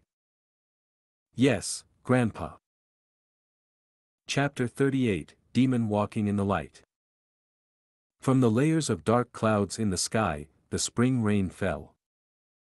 The raindrops were thin like hair. As they fell, they enveloped Qing Mao Mountain in a layer of fine mist. The dining hall on the first floor of the inn was rather empty. There were only 4 tables of guests. Fang Yuan sat at a seat by the window. A gust of wind blew, bringing with it a poetic atmosphere and the scent of flowers. The light rain from the sky is sleek and crisp, the color of grass is seen from afar but disappears when close. Fang Yuan looked outside through a window and quoted a poem lightly before he turned his sights back to the inn. Before him was a table filled with good wine and dishes. The color, smell and taste were all top-notch. Especially the green bamboo wine, which oozed with the fragrance of alcohol along with a hint of freshness. The dark green-colored liquor sat quietly in the bamboo cup. From his angle, it shone with an amber-like luster. A grandfather and his grandson were sitting at the table nearest to him. Being mortal humans, they wore modest clothes. The grandfather sipped his rice wine while looking enviously at Fang Yuan. He was evidently attracted to the green bamboo wine but could not afford it. The grandson ate his braised beans, a crunching sound emitting from his mouth as he chewed. At the same time, he pestered his grandfather, shaking his arm. "Grandpa, Grandpa, tell me about the story of Renzu. If you don't tell me, I'll report to Grandma that you secretly came out to drink." "Sigh, I can't even drink in peace." The grandfather sighed, but his face showed a doting expression towards the child. With his twig-like arm, he patted the boy's head. "Then let me tell you the story of Renzu, who gave his heart to the Hope Gu, escaping his predicament of being captured." Renzu's story was the most popular and widespread tale in this world, as well as the most ancient legend. The old man's story was something like this. The story mentioned that Renzu was able to escape his predicament because of hope. But eventually he grew old, and without strength and wisdom, he could no longer continue to hunt. Even his teeth fell off, making him unable to chew many wild fruits and vegetables. Renzu felt death slowly approaching. At this time, the Hope Gu said to him, "Human, you must not die. If you die, your heart will be lost and I will lose my only place of residence." Renzu was helpless. Who wishes to die? But if the heavens and earth want me dead, I have no choice. The Hope Gu said, "There's always hope in everything. As long as you can catch a longevity Gu, you will be able to increase your lifespan." Renzu had heard of the existence of the longevity Gu long ago, but he waved his hand helplessly. When the longevity Gu stays still, nobody can detect it, and when it flies, it is faster than light. How can I possibly catch it? It's too hard. The Hope Gu then told Renzu a secret: "Human, don't give up hope no matter what. Let me tell you, on the northwest corner of this continent, there is a huge mountain. On the mountain, there is a cave, and in that cave, there is a pair of round and square Gu worms. As long as you can subdue them, there is no Gu in this world that you cannot catch, including the longevity Gu." Renzu had no choice, this was his last remaining hope. He braved all difficulties and finally found the mountain. He then risked his life and ventured through countless dangers to ascend the mountain. On the mountain top, near the cave entrance, he used his last remaining strength to slowly make his way in. The inside of the cave was completely dark and one would not be able to even see their own fingers. Renzu walked in the darkness. Sometimes, he would bump into things not knowing what they were. This caused himself to get injured and wounded all over. At times, he felt that this dark cave was huge beyond words, as if this was a world of its own. He felt as if he was the only person in the area. He spent a lot of time, but he could not walk out of the darkness. Not to mention subduing the two Gu worms. Just when he was at a loss about what to do, two voices spoke to him from the darkness. One voice said, "Human, you're here to catch us. Go back, for even if you had the strength Gu, it would be impossible." The other said, "Human, go back, we will not take your life. Even if you had the wisdom Gu to help you, you may not be able to find us." Renzu laid exhausted on the ground, panting. "The strength and wisdom Gu had left me long ago, and I do not have much lifespan left, so I'm at my wit's end. But as long as there's hope in my heart, I will not give up." Hearing Renzu's words, the two voices went silent. After a while, one of the Gu said, "I understand, human, you have already given your heart to the Hope Gu. You will not give up no matter what." The other continued, "In that case, we shall give you a chance. As long as you can say our name, we will allow you to use us." Renzu was stunned. To find their names among all the words in the world, it was akin to finding a needle in a haystack. Furthermore, he did not even know how many words were in their names. Renzu quickly asked the Hope Gu, but it did not know either. Renzu had no alternatives and had no choice but to randomly guess their names. He said many names and wasted a lot of time, but the darkness did not respond to him, so evidently he was wrong. Eventually, Renzu's breath got weaker as he turned from an old man into a dying man. It was like the scene of the evening setting sun. The sun that would slowly descending had already been lowered halfway across the horizon, becoming a sunset. The food he had brought was gradually reduced, his brain becoming slower, and he barely had any energy to speak anymore. The voice in the darkness urged, "Human, you are almost dead, so we will let you go. Using your remaining time, you can climb out of the cave and take a final look at the world. But you have offended us, and as punishment, the Hope Gu shall stay here as our companion."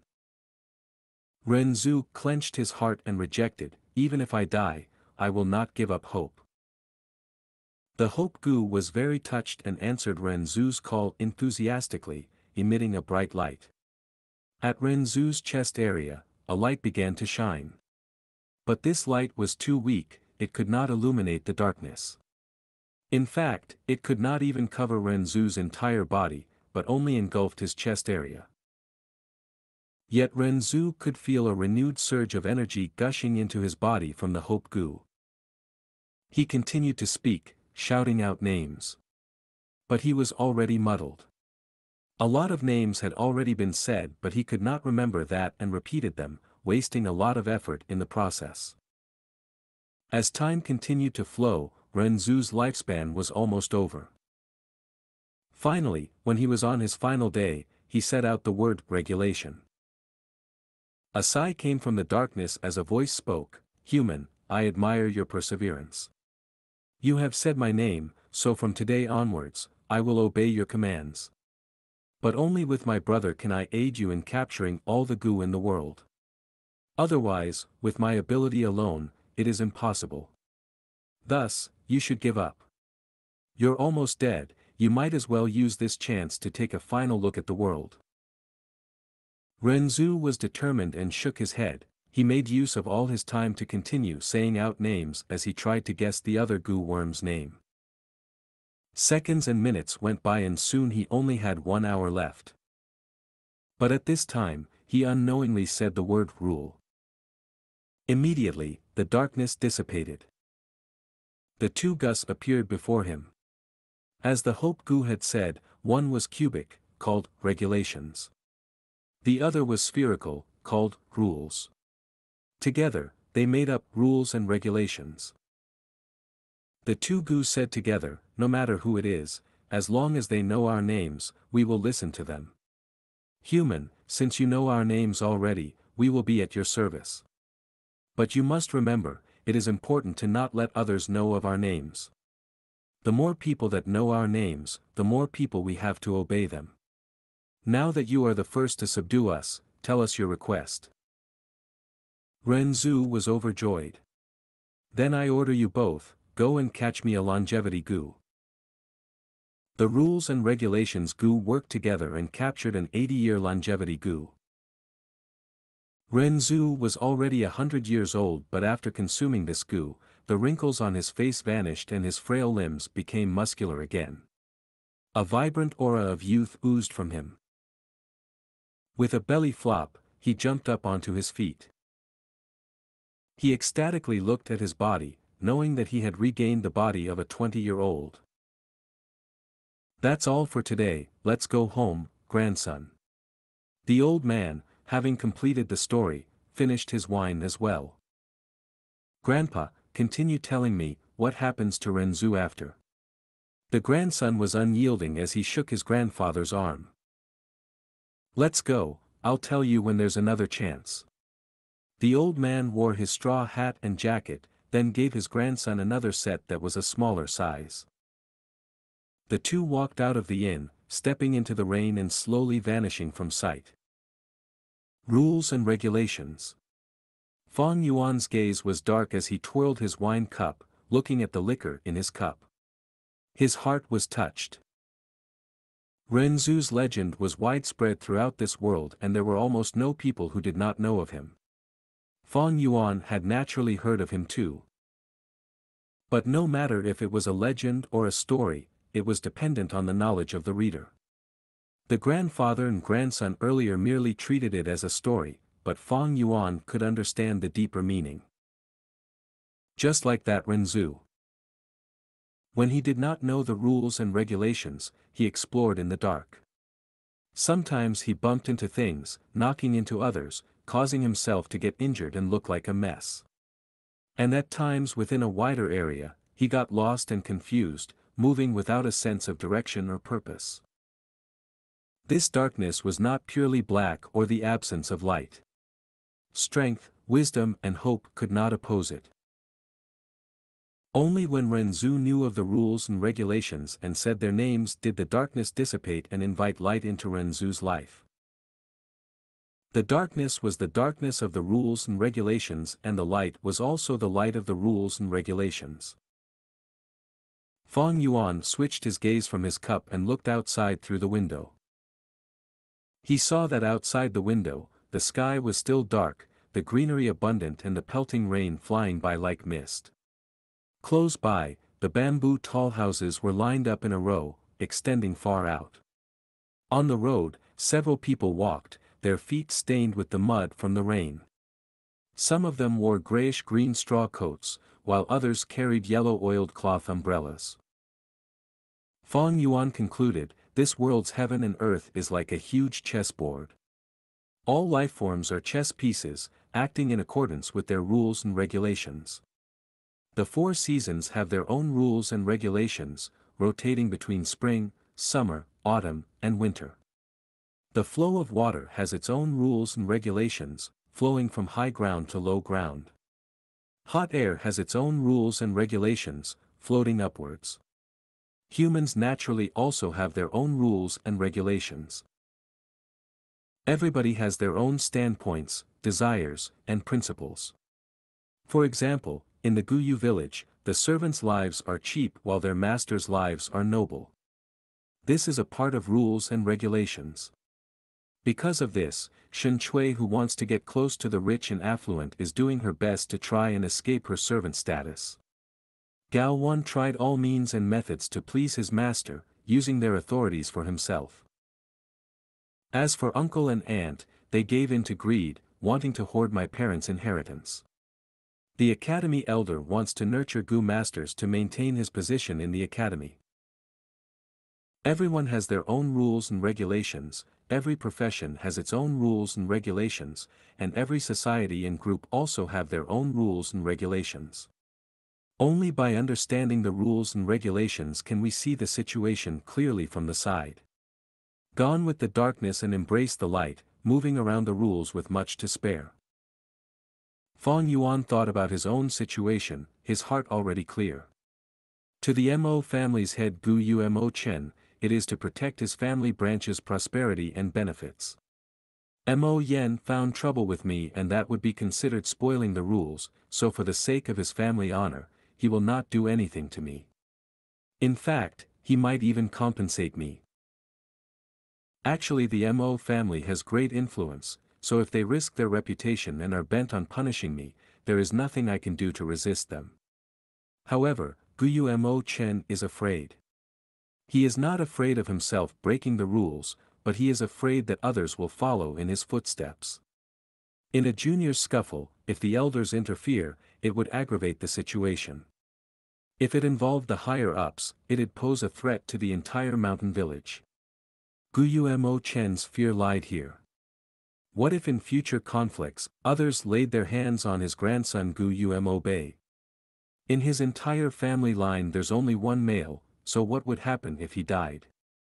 This kind of fear, maybe he doesn't realize it himself. He is only subconsciously protecting the rules.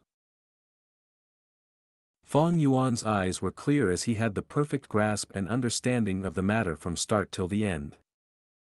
Gao Wan's surname was not Guyu. Instead, he was an outsider, a servant. The master executing a servant was nothing to be alarmed about. In this world, it was normal. In the case of Fang Yuan killing Gao Wan's death was not crucial. The crucial part was his master, the Mo family behind him. However, Gu Mo Chen should be able to understand my intention of compromise and threat from the time I sent a box of a minced corpse to them. This is also what I want him to think. If I'm not wrong, the Mo family will not pursue Gao Wan's death. Of course, if I had better talent and was at least AB grade, the Mo family would feel threatened. Even with the loss of their reputation, they would want to suppress a future threat such as myself. Fang Yuan snickered in his heart. Strength can be relied on, but weakness can also be used as an advantage. Although Fang Yuan was in the game of chess as a pawn, he was clear of the rules and regulations, thus he already had the mentality of a player. An ordinary character would at most be like Gu Mo Chen or the Academy Elder, also knowing their own rules and regulations but unsure of their non-expertise. Being like Fang Yuan, who had a clear view of the big picture and was clear of rules and regulations, was extremely difficult. To understand rules and regulations, one has to be like Renzu, stumbling around in the dark and wandering about aimlessly. At this point, strength, wisdom, and hope would be useless. One must spend a lot of time going through it themselves and gaining the experience. For Renzu to be able to say out the names of the rules and regulations Gu, this was after spending time. Under the threat of death, he had tried countless of times. Fang Yuan was an expert in rules and regulations due to his 500 years of experience in from past life. After his rebirth, he believed that he could create a brilliant future. Not because of the spring and autumn cicada, not because he knew many secret troves and treasures, not because he knew what the future held, but because of the 500 years of experience that he had gained as a person. Just like how Renzu controlled the rules and regulations Gu and was able to easily capture all the Gu in the world. And Fang Yuan was so familiar with rules and regulations, thus he was able to look down upon the world and see through its truths and lies. Being meticulous and precise, or getting right to the heart of the matter. I proudly laugh as I stand on top of the world, coldly looking at the people in the world who behaved like pawns, obeying their respective rules and regulations, living their lives in a straightforward manner. The rules and regulations of the darkness is darkness, and the rules and regulations of the light is light. But the reborn demon had stepped foot under the path of light. Chapter 39, Toad Caravan Merchant. The month of May was a transition between spring and summer. The fragrance of flowers filled the air, the huge mountains evergreen, and the sunlight began to gradually release its ardent side. Under the clear azure skies, the white clouds drifted like cotton. On Qingmao Mountain, the bamboo forest was straight like spears as always, pointing towards the blue sky. Weeds grew wildly everywhere, and unknown varieties of wild flowers dotted the grass thicket. As the light breeze blew, the wild grass moved to and fro, the heavy fragrance of flower pollen and the smell of green grass assailing visitors. Halfway up the mountain was a huge number of terraced fields. Layer by layer, step by step, the soft green wheat sprouts were planted down. From afar, it looked like a verdant green sea. On the terraced fields were numerous farmers busily working away. There were some farmers cleaning the canal for the channeling of water to irrigate the fields, while some farmers were rolling up their trousers, standing in the fields and planting sprouts. These people were naturally all mortal outsiders, as the Guyu clansmen would never have do these lowly jobs. Ring, ring. The sound of camel bells could be faintly heard in the spring breeze. The farmers straightened their bodies as they headed down the mountain, only to see a caravan moving like a colorful worm from the mountainside, slowly showing its head. It's the merchant caravan. Yes, it's already May, it is about time for the caravan to come. The adults caught on the situation at once, and the children stopped playing with the water and clay in their hands. Together, they energetically approached the caravan. The southern borders had 100,000 mountains, Qingmao Mountain was just one of them. On every mountain, there were villages after villages, which were maintained by everyone through their blood relationships and kinships. In between the mountains, the forests were deep and ominous, the cliffs steep and full of the dangerous falling rocks. Additionally, in the complex surroundings of the forest dwelled a large number of ferocious beasts and peculiar Gu worms. Mortals could not pass through at all.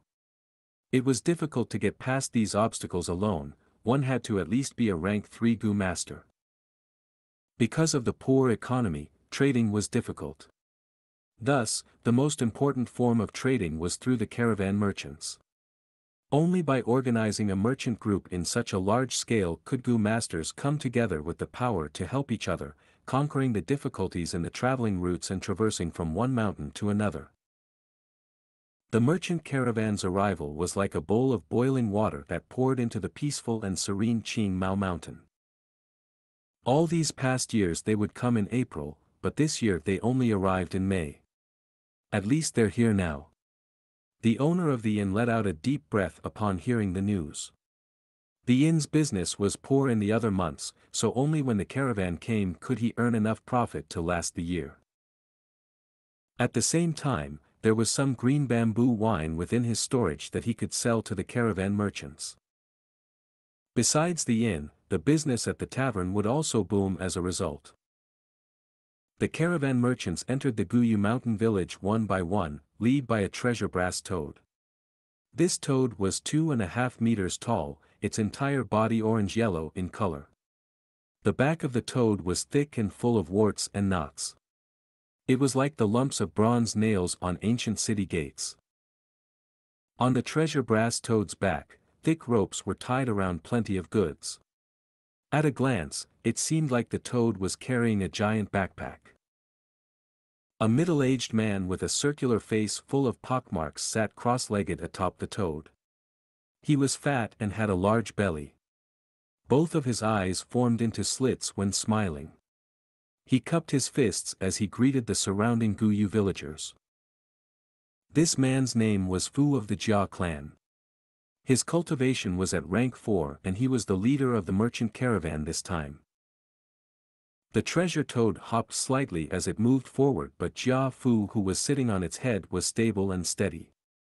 When the toad hopped, his height would level with the windows on the second floor of a building. Even when he was back on the ground, he was at a height greater than the first level of the bamboo buildings. The originally spacious streets were suddenly rather packed and narrow. The treasure brass toad was like a beast that intruded into the midst of a great number of bamboo houses. After the treasure toad was a huge fat worm. It had 2 eyes that were similar to multicolored glass windows, the colors bright and gorgeous. The worm was 15 meters long, its body shape resembling a silkworm.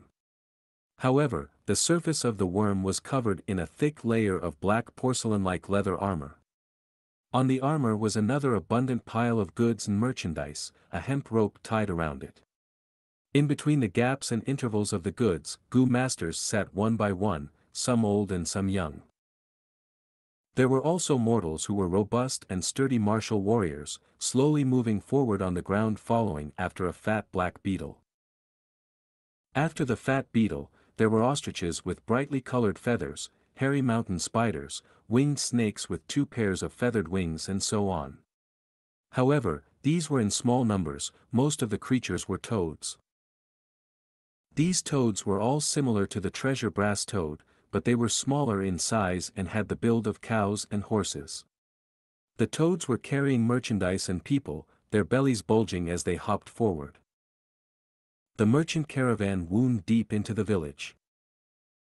Children on the road would look on curiously with wide eyes, calling out in joy or exclaiming in surprise.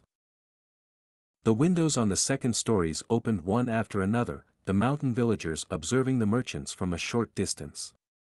Some had eyes that flashed with fear and some others waved their hands to express a warm welcome. "Old brother Jia, you came a little late this year, you must have had a hard journey." Approaching with the identity of a clan head, Guyu Bo came out himself to greet the leader of this year's merchant caravan. As Jia Fu had the status of a rank 4 Gu master, if a rank 3 elder were to be in charge of receiving him, it would be undoubtedly be seen as a kind of negligence and scorn. Jia Fu cupped his fists and sighed. This year's road was rather unfavorable. On the way we bumped into a group of secluded blood bats and we lost quite a few good men.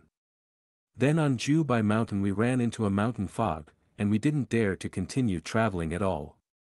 So we were delayed for quite a lot of time, and caused Brother Guyu to wait for quite a while. As they spoke, their tones were very polite. The Guyu village needed the merchant caravans every year to come and trade, and the merchant caravan also needed business to make money. Heh, it's good enough that you are able to come. Please, the clan has prepared food and wine, let me host a welcoming dinner for you, old brother. Guyubo stretched out his hand and said invitingly. Clan head is polite, too polite.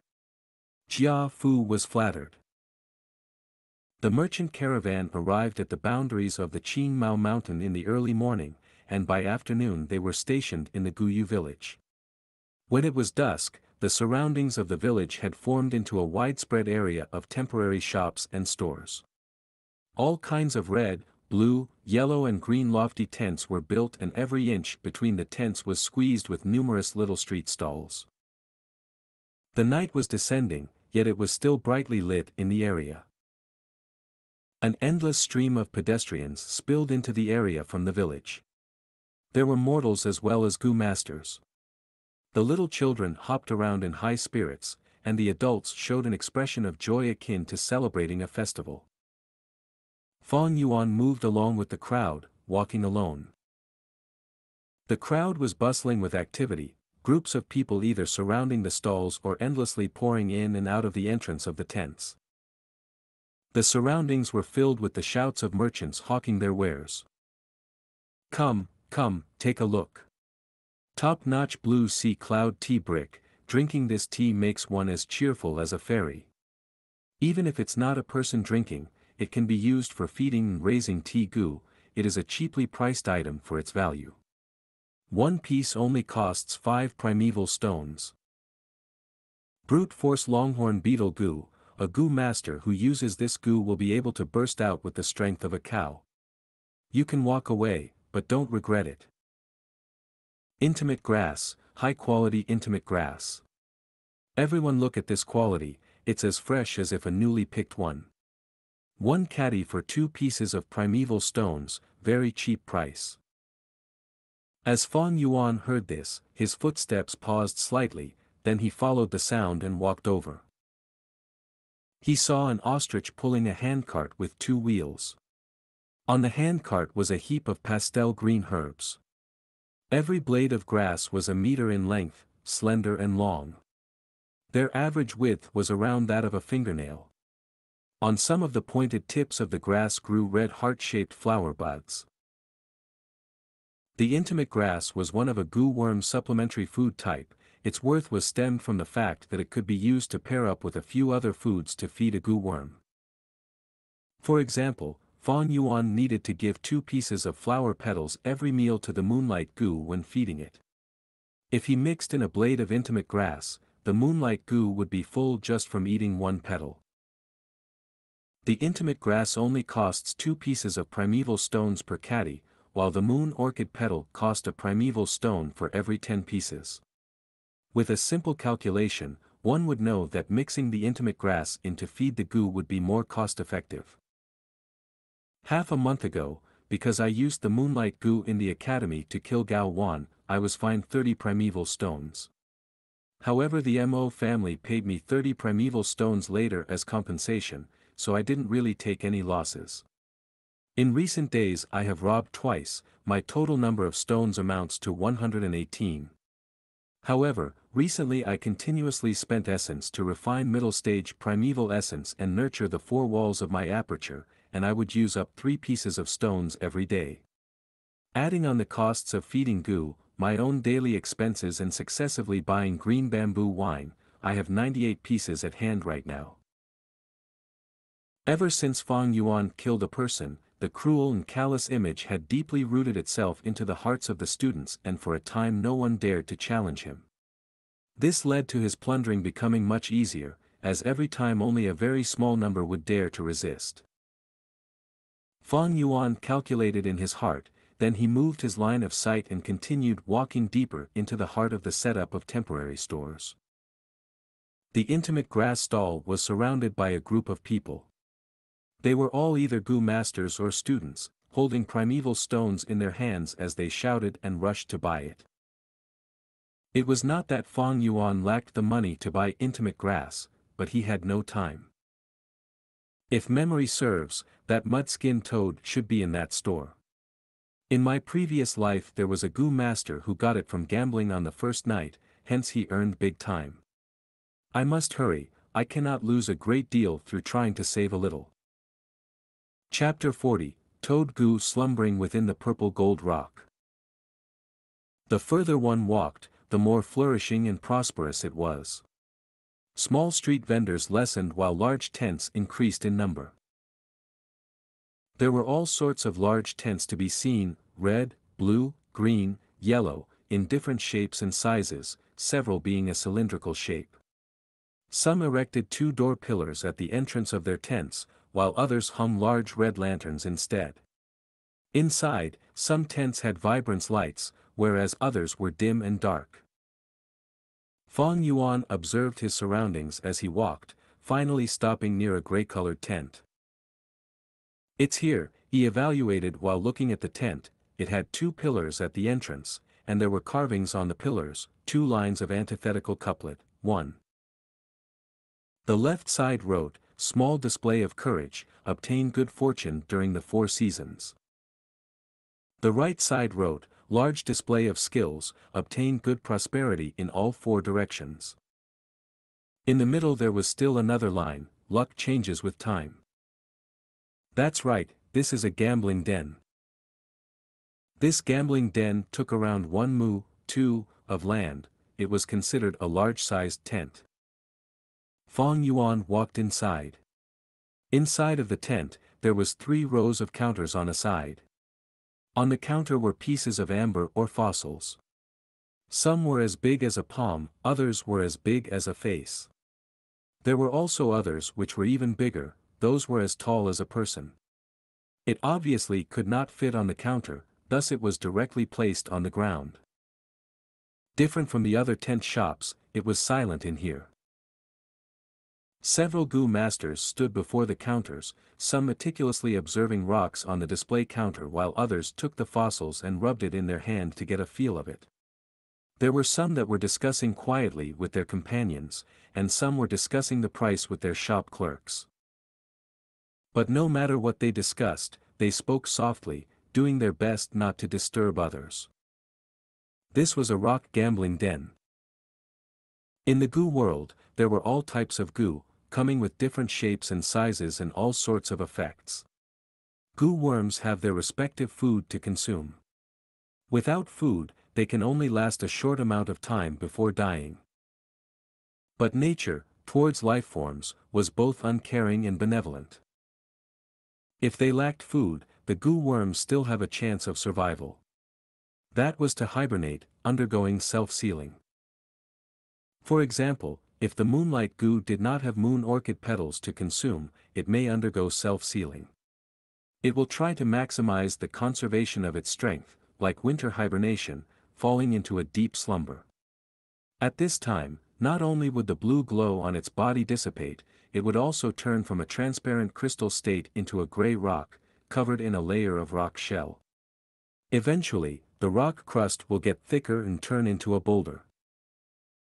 Or for example the liquor worm, if it underwent self-sealing, it would form a white cocoon around it, curling its body and falling into a deep sleep within the cocoon. Of course this situation of sealing and hibernating may not happen to every Gu worm. It has a small chance of occurrence, and in most cases, the Gu worm will not fall into hibernation but instead starve to death. Only a small number of Gu worms may, under specific situations, undergo self-sealing.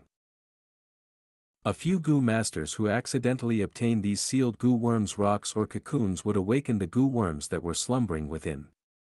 Thus they would have a stroke of fortune. Some of the Gu masters became successful due to this, it being a turning point in their lives. These situations happen frequently in the Gu master world, often being fake or real rumors, giving people hopes and dreams. The source of the idea behind this rock gambling den originated from these rumors. Of course, these rocks all looked alike on the outside. Only after opening them can one determine if there really is a Gu worm hidden inside. In a small-sized rock gambling den like this, 9 out of 10 rocks are solid core, having no Gu worms inside. Even if there are Gu worms inside the rock, they may not be living worms, most of them are dead Gu. But once someone hits the jackpot of a live Gu, under most situations, one would be able to earn a huge fortune. If the Gu worm is a rare species, they either become a successful person in life or get murdered and robbed of their fortune. Feng Yuan was clear about this in his heart, being very familiar with the situation beyond these doors. In his past life, he had participated in a merchant caravan before, being a clerk in the rock gambling den. Some time later, he even operated his own rock gambling den, even larger than this one. It was a medium-sized rock gambling den.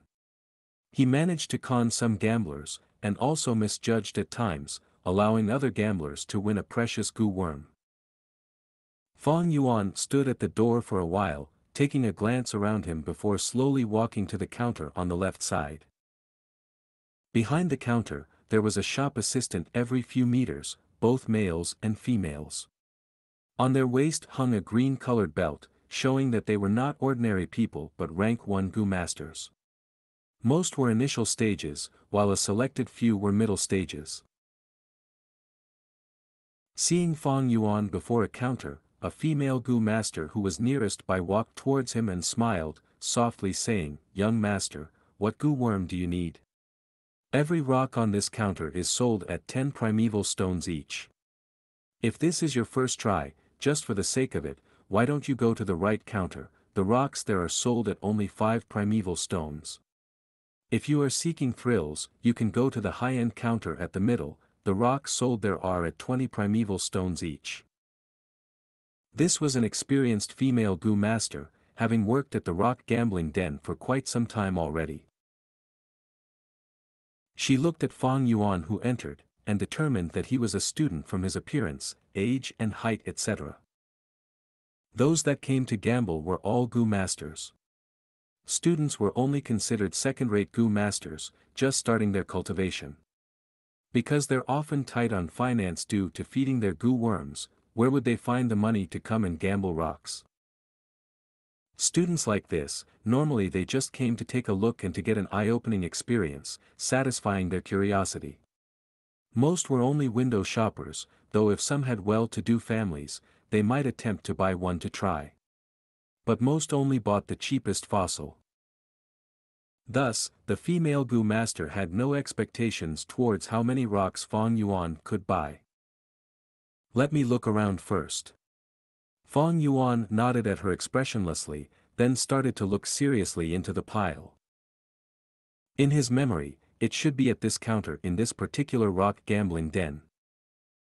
But it had been 500 years, it's been too long.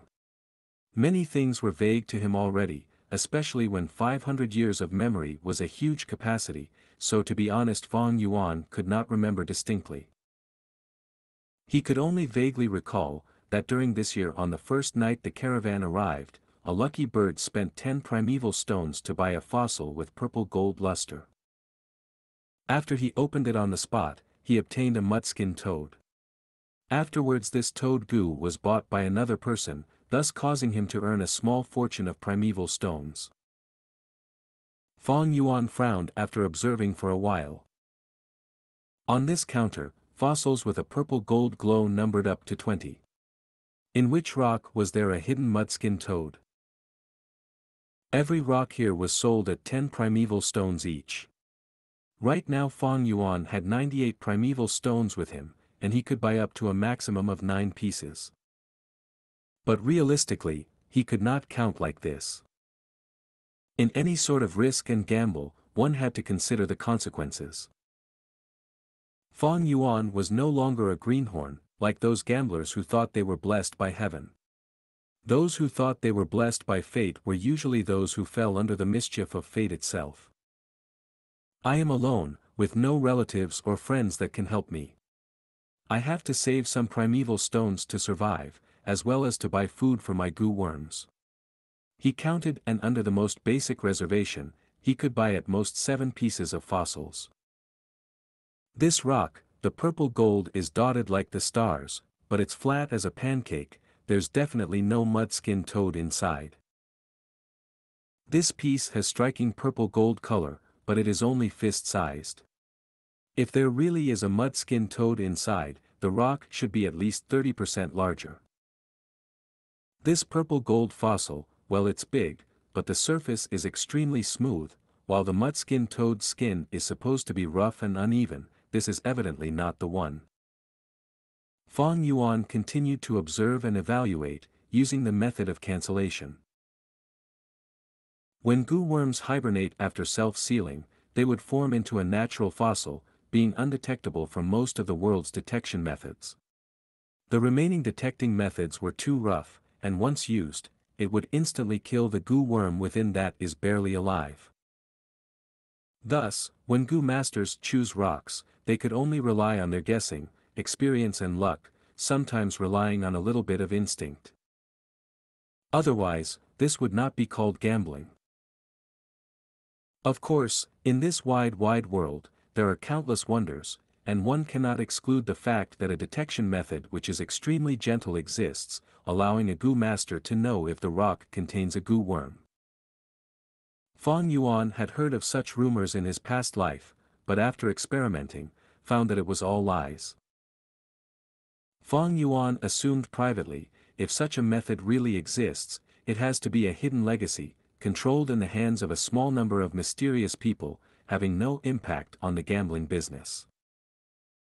It was still tame around the Qingmao mountain region, but the more one moves east, the more prosperous gambling dens become.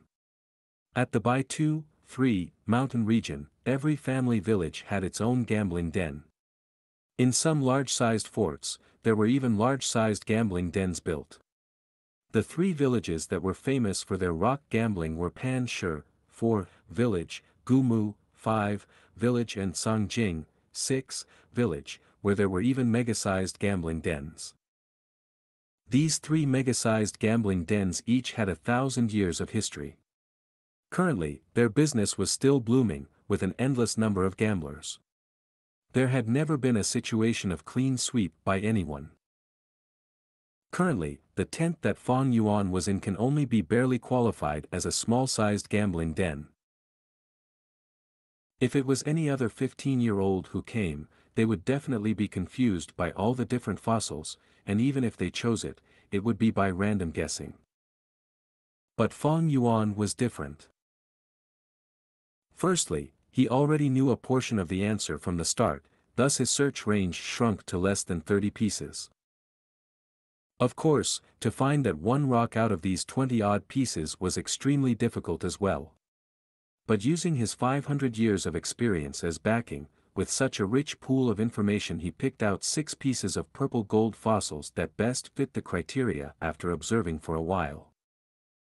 He had an 80% chance of confidence that the mud-skin toad was hibernating within one of these 6 fossils.